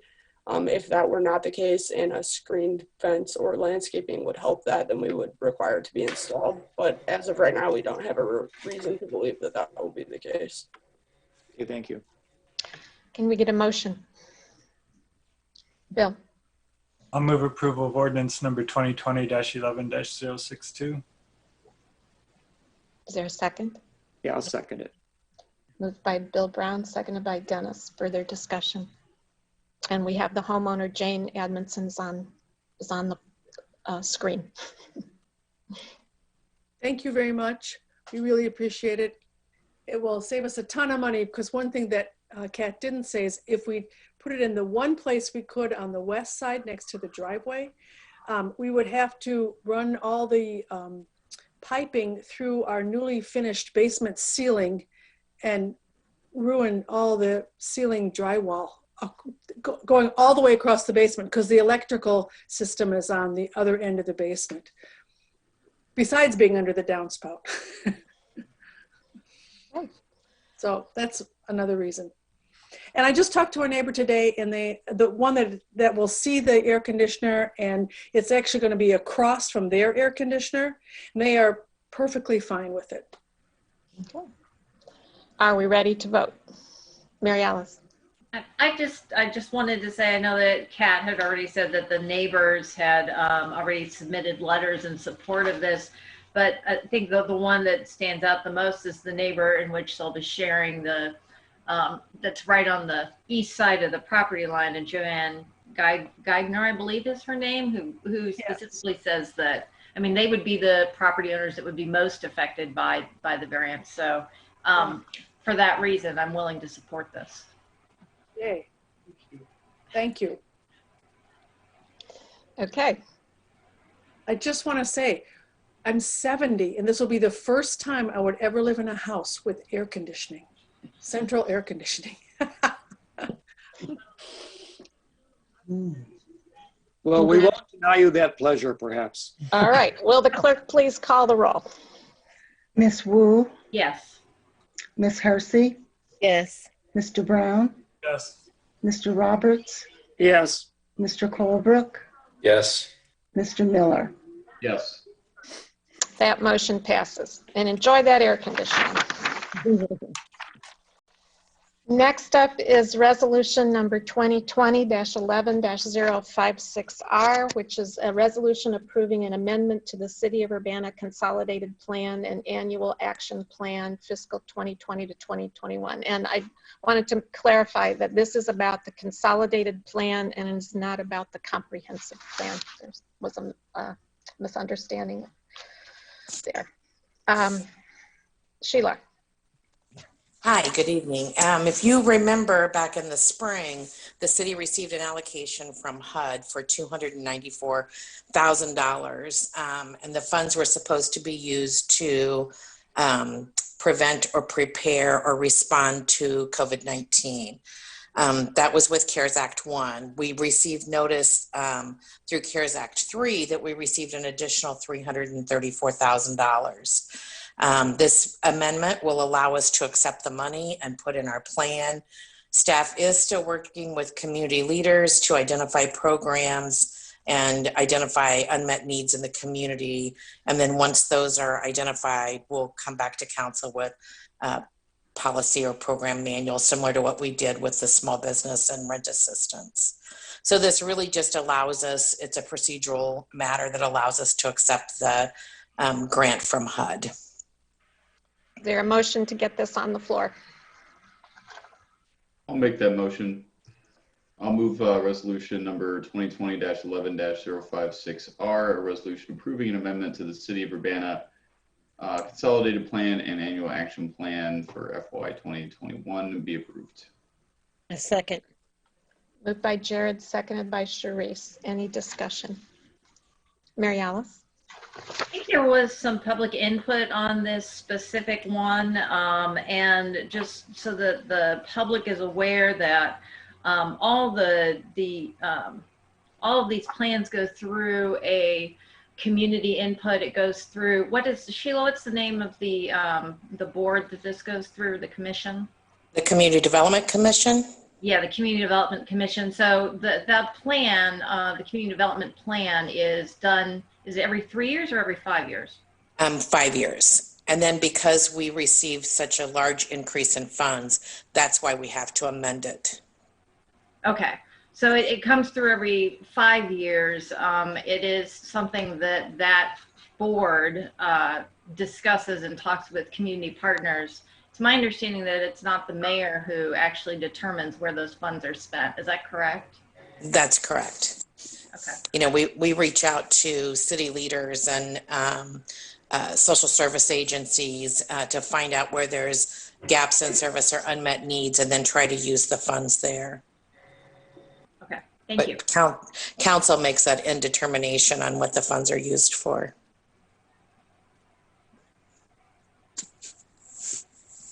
Any other questions? Will the clerk please call the roll? Miss Wu, Yes. Miss Hersey, Yes. Mr. Brown, Yes. Mr. Roberts, Yes. Mr. Colebrook, Yes. Mr. Miller. Yes. That motion passes. Next up is resolution 2020-11-057R, which is a resolution accepting the Local Cures Economic Support Payment Grant Program from the state of Illinois. Stephanie's logging on now. Apologies for the delay. So I will just say, this is a grant that we have applied for. We have not yet received it. We are anticipating that notification at any moment. We're bringing it forward now so that we can act on it as soon as it is is awarded. Stephanie, if you want to unmute, I just gave the overview. I said we've applied, we haven't gotten it, we're trying to act fast. That's right. We're going to have a quick turnaround on this if we're awarded, and we hope to receive the word any day now. We've applied for $500,000 through the CURES Economic Support Grant from the state, and we've worked to set up an application process where businesses could apply for grants through this, up to a $20,000 maximum grant. And this would be to reimburse businesses for improvements they've made to their property to make it safer for employees and customers due to COVID. So we have a list of expenses, everything from tents to HVAC to heaters to wands for cleaning and anything like that that they've used to enhance their business to make it safer. We're in a little bit of a situation with restaurants closed right now, but hopefully we'll get past that and they'll be able to get open. It will be a quick turnaround. These are for expenses incurred from March 1st through December 31st. Businesses would have to supply receipts to show what they purchased, which we would review and score quickly. And this is a reimbursement program. So the city would reimburse the businesses and then we would receive reimbursement from the state of Illinois. And because of the quick turnaround, we would plan to be requesting that reimbursement from the state by January 30th, 2021. So I'm glad to answer any questions you have. I think I've covered the basics of what we're looking to do to help out. Jared. Stephanie, we did get an email from the GM of the Common Ground Food Co-op asking about the 5 million revenue threshold and whether or not that was a state requirement or if that's a City of Urbana requirement, because it would exclude them from applying for it. Sure, and that is a requirement that we can change. I worked with a couple other communities, Champaign, Rantoul, and the SBDC, and so we have similar programs waiting on this grant. And that threshold was just put in place to try to keep it to locally owned businesses so we could support those, but that amount can be changed if the council so would like to. And it could just be something as simple as changing it to net revenue. Because it doesn't state, but it's implied gross, not nets. And if it was nets, then that, if you're netting 5 mil, you're doing really well. So absolutely, if the council wants to do that, we can. Bill? Will this be like first come, first served, whoever gets their applications in first, or will it be competitive where, 200,000 might run out? So I'm thinking. Right, $500,000, $20,000 maximum grant. So we could do 25 $20,000 grants, though I wouldn't expect all of them to be for the full $20,000. So we were looking kind of doing a minimum of a $500 grant. Champaign on their grant that's similar, they're doing a $5,000 maximum. We kept in mind that some businesses may have done some major overhaul for HVAC systems to be safer or additions to buildings. So we just wanted that flexibility on the maximum amount. And back to your question, first come, first serve. We are giving priority to those businesses hit hardest, which is the hospitality industry, restaurants and hotels. Then second priority is retail.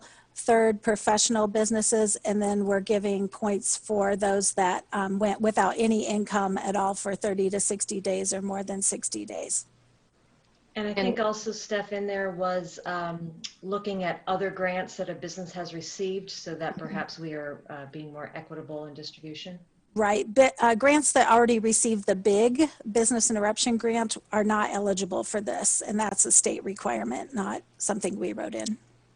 And you should have all received the list of businesses that have received grants to date from Stephanie today. Mm-hmm. Other questions for Stephanie? Mary Alice? Please mute. Sorry. Yep, sorry. Since this is a reimbursement program, that means that businesses would have to sketch out exactly what they want to do. So for example, if they want to buy heaters for outdoor eating, they would have to go ahead and buy them and then get reimbursed. But there's no guarantee that they will qualify for those funds, right, before they send them. Or is there a way that they can work with economic development to make sure that their expenses that they're planning on would be something that would be reimbursable? Yes, we would work with them. If they haven't already spent money between March and now, those that still are working on a winter plan could go ahead and apply, let us know what they're wanting to do, and make the purchase and turn in receipts by December 31st. Okay, all right, thank you. Make the purchase by December 31st. Yeah. Any other questions? Does anyone want to make a motion? Sure, I'll make a motion. Okay. I will move resolution number 2020-11057, a resolution accepting the Local Cures Economic Support Payments Grant Program, ES program funding from the state of Illinois for approval. I'll second that. Seconded by Dennis. Stephanie? Do you want that as written or with Dennis or with Jared's suggestion of the net revenue? I think Jared's suggestion is a great one, so let's include that one. I'll second that correction. Okay. So we have the motion with the one change that it's net revenue of $5 million. Okay. Further discussion? Will the clerk please? Oh, Sharice and then Bill. Stephanie, what is the so there's a cap on it now that if a business nets more than $5 million that they're not qualified? Correct. For the funds? Okay. Correct. So is this mostly going toward small businesses in Urbana? Yes. Okay. So it's not like franchise businesses is what I guess I'm thinking, not like Kentucky. Right. Right. And that's why that number was kind of put there, because our small businesses don't have a larger corporation that's helping them. And just especially even today, I've had several calls from businesses with the new mitigation in place that are just calling saying we need help. Okay. Bill, you had a comment? Yeah, I guess I don't have a good feeling for that as far as that seems like it would be high for net revenue. That's like profit, right? After all your expenses and pay all your employees, and you make $5 million in profit last year. That doesn't really sound like small business to me, but is there net versus gross, is one easier to administer than the other or to verify? We weren't making any requirements for financials because of the quick turnaround, but we can check. There's certain things we can check on or we can require. As far as that, we could require a balance sheet or tax return, things like that, to make it part of, add that to the application for verification. Okay. I don't know. Would that be mitigated by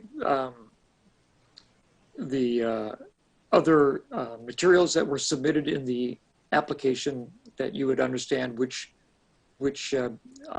businesses were most pressing in need, regardless of whether we're talking about net or gross? You mean in prioritizing who would get the funds? Right. I mean, some of the businesses, we probably have an idea of how they would, they will have to self-attest on the application, kind of where they stand, and they'll have to provide what they purchased and the receipts for that to get reimbursed. Okay. Jared. Just as, thinking about it from perspective of small business management and what you're thinking about, even if you were the kind of company that could net that kind of money, like $20,000 is a drop in the bucket of most operational budgets. I mean, you could, if I were even just thinking of Common Ground, because they were the ones who sent something about it, and thinking about what it might cost to put up plexiglass around the checkout registers there, that could easily cover the entire thing.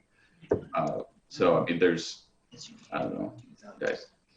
Yeah, I guess there are some larger companies who, like, you know, if you were netting 5 million, could apply for it, but I don't imagine a lot of people who are in that kind of situation are going to. I think the people who are going to apply for a $20,000 grant really need that money. If you're, yeah, I mean, we could change it, you know, into a number of things, but people who are in that ballpark aren't going to be considered or interested in this. It's still going to be very much targeted to smaller businesses who really need it, in my opinion. I guess I'd be more comfortable with net 2 million. Would you go for that? Yeah, I don't see why that would be a problem. I would, as the person who made the motion, I'm happy to change it to 2 million. I was just going to ask you, what would you consider to be a smaller size business? If you're netting two or less, you're doing really well, and you probably won't apply for this grant. But I think that, you know, some people are on that threshold. So, would you like to revise your motion then? well, yeah, 2 million. I think 2 million is totally fine. Well, Mary Alice. I'll revise my motion to net 2 million. Okay. Dennis, were you the one who seconded? Yes, Yeah, Dennis. I did, and I'm accepting that. Okay, so it's now net 2 million. Quick comment, Sharice? Well, a question for Stephanie. I just, because we've done these kind of grants before, right? So I guess my question is, on an average, just kind of ballpark from previous applications, what would you say that the small business owner ends up netting? From the grant? Yeah, well, from previous grants that have been awarded. Their financials? Yeah, people that have applied for them before. Is there an average net that you could say? Not that I'm aware of. Sheila might have had more information with the CDBG grants she did, but and you know, her grants ended up ranging from like 1,200 up to 10,000, I think. Yeah, 10,000 was the max, and it was based on number of employees. Set it at a max of 15 employees. So I think there are businesses that would not qualify for that, but it was a way to get at a small business without getting into financials. Okay. Any other questions or comments? The motion is has been revised to capping this to businesses with a net of $2 million in 2019. Will the clerk please call the roll? Ms. Wu, Yes. Ms. Hersey, Yes. Mr. Brown, Yes. Mr. Roberts, Yes. Mr. Colebrook, Yes. Mr. Miller. Yes. That motion passes. Thank you. Thank you very much. And again, this is an example of the amount of work that goes into administering these grants. So thank you very much, Stephanie, and everyone who helped formulate this one. I would ask that we deal with the two ordinances first before the UBA topic. Could we get a motion to move those two items on the agenda? Or we could make a motion to bring up the discussion for the UBA at our next meeting.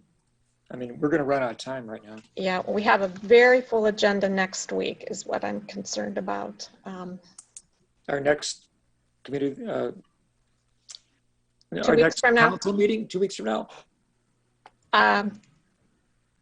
There's I could let Tina Stover speak, but I believe the UBA really would appreciate having movement on this agreement so that they can get reimbursed for all of their expenses from July 1 through now. Oh, so there is So- an extreme need, I believe. Yes, there is. So this is a discussion item tonight, and the intent was to put it on next week's agenda or 2 weeks from now, Lori. Or to see if there was an appetite for a quick special council meeting prior to committee next week so that they could get approval and submit receipts right away and get a check. Gotcha. Okay. Okay. Mayor, I'll make a motion to move items 8 and 9 ahead of item number 7 for tonight's meeting. Okay. I'll second. Moved by Bill Colbrook, seconded by Jared. Will the clerk please call the roll? Miss Wu, Yes. Miss Hersey, Yes. Mr. Brown, Yes. Mr. Roberts, Yes. Mr. Colebrook, Yes. Mr. Miller. Yes. Thank you. That motion passes. So these two ordinances are basically extensions of emergency orders that have already been in place. The first 2020-11-063 is extending the suspension of the special event permits. And the next one is the extending of the emergency order related to masking, social distancing, and private parties and gatherings. And the only thing I'll say is that you probably are well aware of the rather alarming increase and spread of COVID in the state. Region 6 is now in mitigation. Our positivity rate is at 10.5%, according to the Public Health District today. Champaign County, 7.5%. The governor sent out a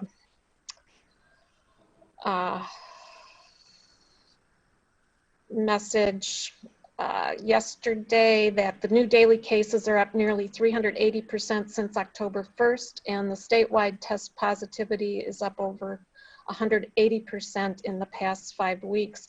Hospitalizations are up as well. And regions 1, 5, 7, and 8 have moved into tier 2 mitigation, which is even more restrictions than what we have in tier 1. So we are entering a very serious, difficult period right now, and I would like, and I have issued the extensions, and I would ask for these to be ratified. Mary Alice. So the reason we're doing these extensions is because there was an expiration date on the previous emergency orders. Yeah. I don't see any expiration date on either of these two. Is it only extended? How long are they extended for?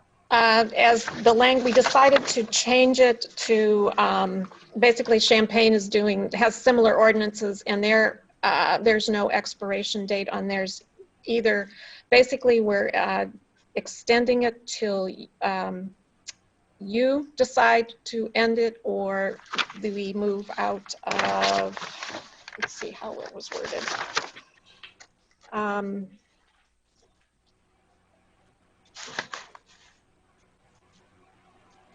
You'll have the authority to repeal the ordinance, or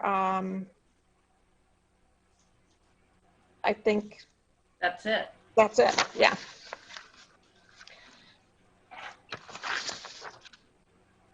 Which is different than what we did before. Correct. It just makes it easier to have to, instead of having to keep coming back to extend these and keep track of all these orders and when they expire, we're making it an indefinite extension at this point.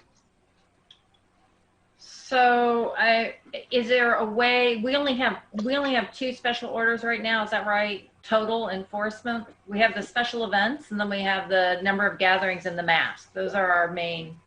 We've got several others as well. I'm just trying to think. I can't think of off the top of my head what they are. I think it would be useful for us to just bundle them all together and have a date in which they expire so they don't fall off the radar for everybody. That's just my opinion. So I'd like to hear what other people have to say. I realize we have 3 minutes left. So I guess I'll make a motion to extend the meeting until 11:15 and hope we don't need that much time. I'll second that.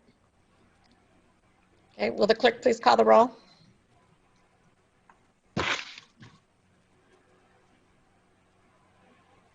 What if I don't really want to call the roll for that? The word please was used, I think. Ms. Wu, Yes. Ms. Hersey, Yes. Mr. Brown, Yes. Mr. Roberts, Yes. Mr. Colebrook, No. Mr. Miller. Yes. Motion passes. Would you like to suggest a date, Mary Alice? I was thinking the second week of January, get through the holidays. No, you're saying no. I'm open to the conversation in terms of, I think it could be longer than 6 weeks, but I don't want it to be 6 months. So somewhere in between there. Bill, do you have a suggestion? Well, I just think it'll depend on what's happening at the state level, the mitigation and the governor's orders. I think special events, I think the group limit now is 25, I think, under the current mitigation. If it goes back up to 50, I'd be willing to reconsider that, but maybe we ought to just leave it up to the council to bring it back, or and maybe make a note that we should bring it back if things change on the. We'll be reevaluating. We'll be evaluating this as we go along. It's just so hard to predict at this point. But what people are predicting, it's going to get worse before it gets better, and certainly our numbers locally and statewide are heading in the wrong direction. Which is why we just couldn't pick an end date here. So I think we could, on that special events, I think you could meet them halfway, basically, if not right now, but if things did go back to say 50 for maximum size, and say special events are allowed if there's no food or beverage involved, and you follow all the the recommendations of the state as far as masking and social distancing outside things, because I do think that you could have safe charity runs and stuff like that at some point. So I think I'll keep my eye on that one anyway. Therese? I just want to say that if on some level, Mary Alice, I agree with you as far as having an expiration date. But the thing is that we thought we'd be able to, by Christmas, we'd be able to all gather and be together and do family functions and so on and so forth. And we have so many people in this political environment that are just refusing to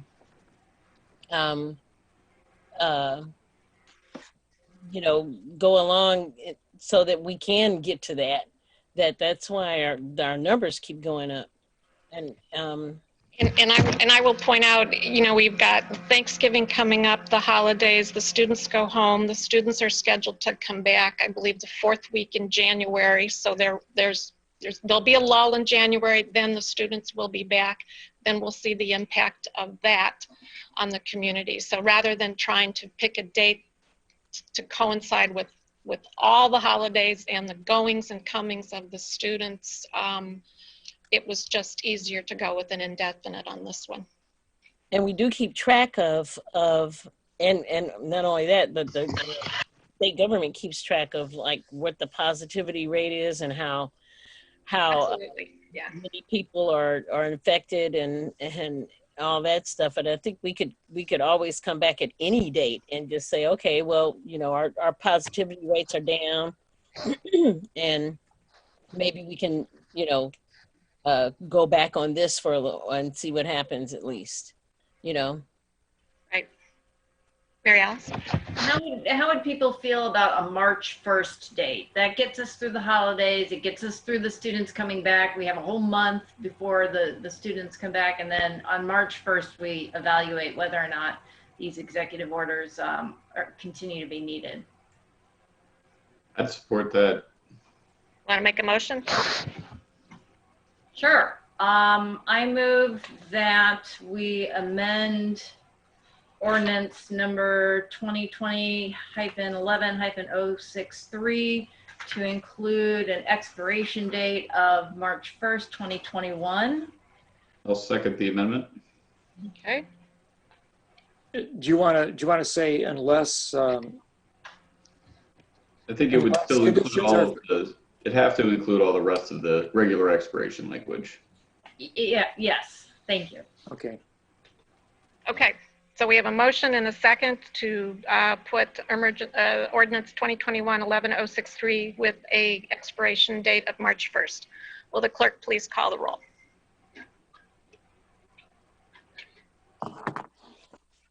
Miss Wu, Yes.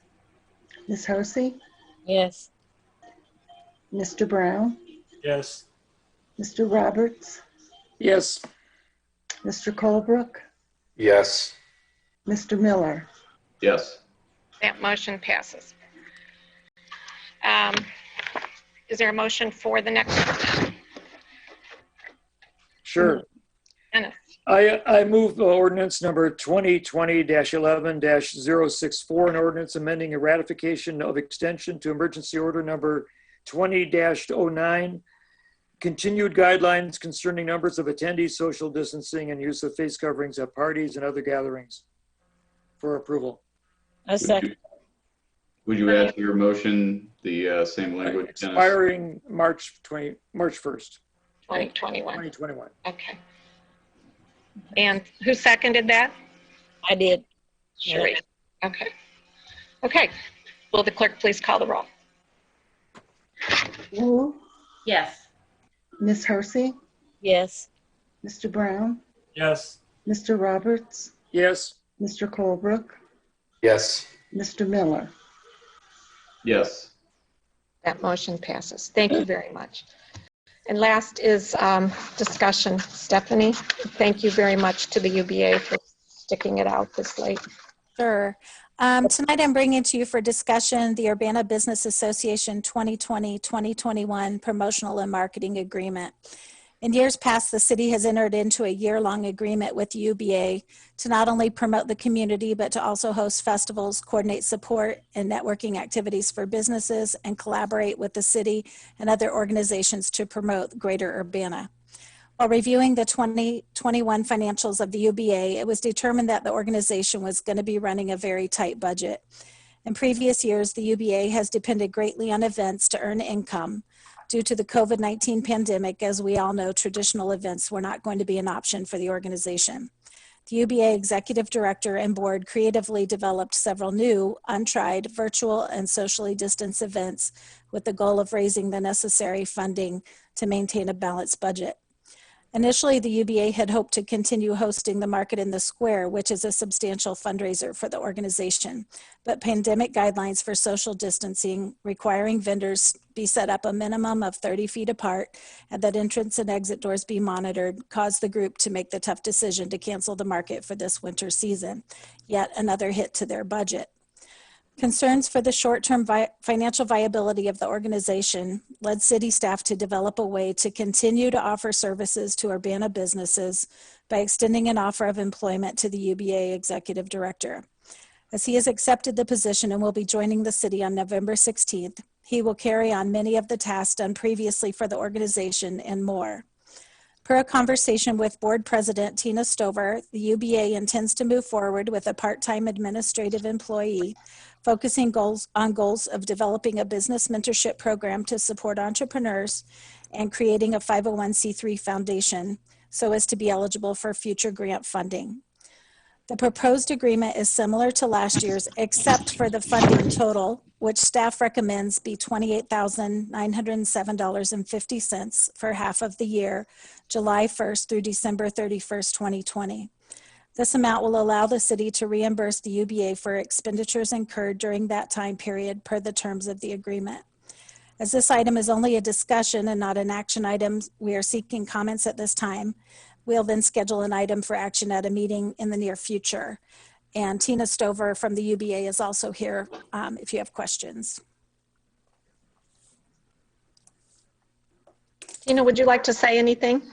All right. I'm trying to gather my strength. I'm very tired at this point, but I know all of you guys are too. So I just want to make it clear. So the money that we, Stephanie and Lori and myself and Darius have come up with, this is all for expenses that have already been incurred, payroll expenses and things that were already agreed on previously. So you're just reimbursing us for half of what was already supposed to be given, kind of.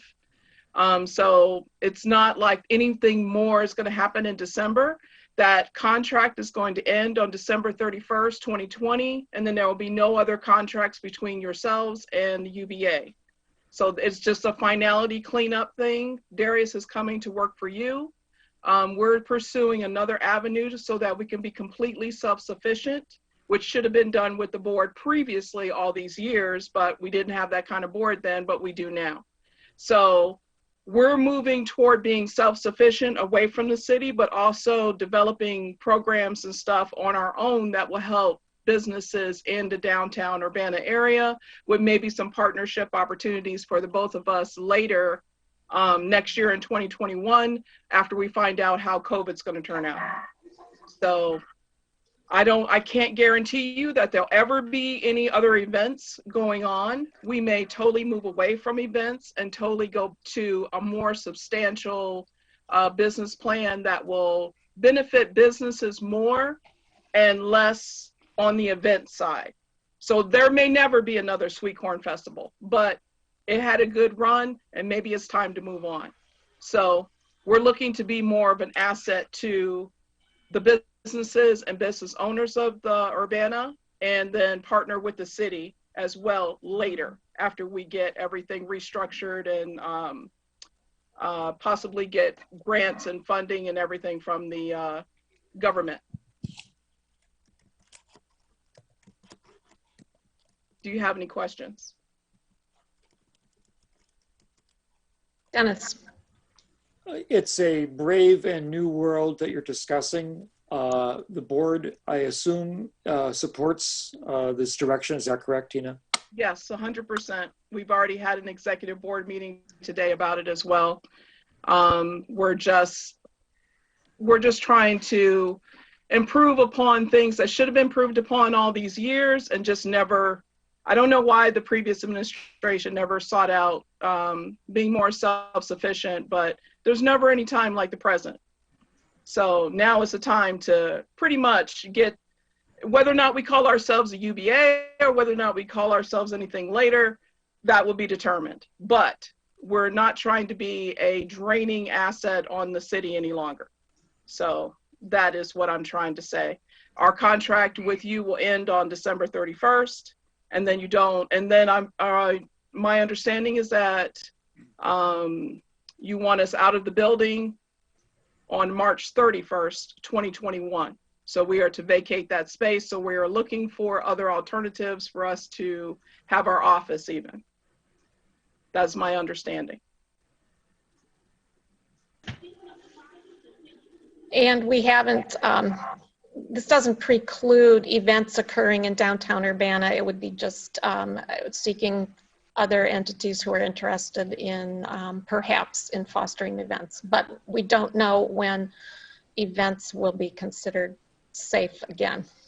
Right, exactly. We don't know what, where or how or when COVID will take us into the future. Yeah. We're all waiting with bated breath to see what the next year will come about. And if we are able to do anything else on those lines and provide any other business events or any other events for the community, we will certainly be in touch.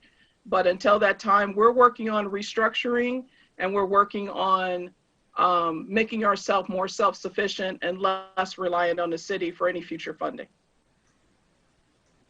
Dennis. It's a big job, and I can't believe that the community and that the city of Urbana can't support its own business association more thoroughly than what's happening now. But all right, if the city doesn't want to have a business association or support something like that, you're obviously going to be taking the bull by the horns and trying to create something that's going to be offering something different. I mean, even if we didn't have events and it wasn't event oriented, I think that the city should be supporting. It's a business association downtown. I can't believe it's not. But good luck. Carol, did you want to say anything? No, I think I'll just let Dennis's comment stand. Okay. And again, just so folks know, Darius White coming on board will be doing a lot of the functions that he was doing as part of the UBA and supporting a number of efforts in economic development. Jared? Since it is discussion and we only have a few minutes left, just to be prudent, if there was going to be something brought forward to support giving them the remaining monies that were already proposed, I would be okay with approving that if it came forward.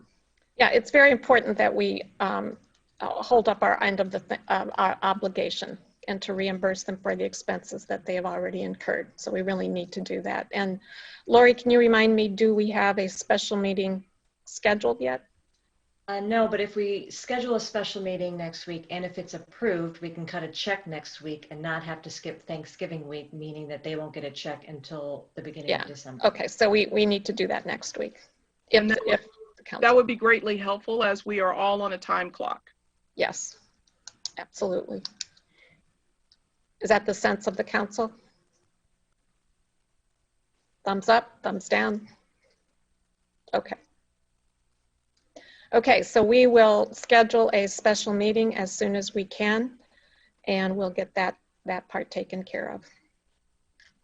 Okay, and I greatly appreciate all that you have done in the past for the UBA, and we hope that we will be able to be a greater asset to you in the future. I expect we'll be good partners. Mm-hmm.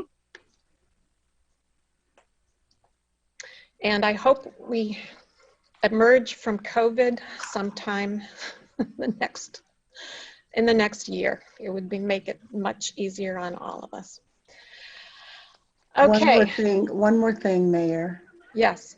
Before we make our exodus, the ordinance number 2011-062, we voted on, oh no, it's 063, I'm sorry. We voted on the motions, but we did not take the vote on that actual ordinance. We need to do that. So that's the emergency extension of the emergency order? Yeah. Okay. I missed that vote. Okay. I thought we had the motion. We did that, but I think it's the amendments that was in there. We voted on the amendments and got all that out the way, but then we didn't go back and hit the ordinance. Okay. I thought the motion was made with the change with just adding the date. Okay. So we need to vote on ordinance 2020-11063 as amended to expire March 1st, 2021. Is that correct? Yes. Okay. Yes. Okay, Ms. Wu? Yes. Ms. Hersey, I know she is, but she's gone. Mr. Brown? Yes. Mr. Roberts? Yes. Mr. Colebrook? Yes. Mr. Miller? Yes. Thank That you. much. Done. Okay. Are we all right on the next ordinance? Yeah, Okay. the other one was fine. Okay. With no further business before this meeting, we are adjourned. Thank you.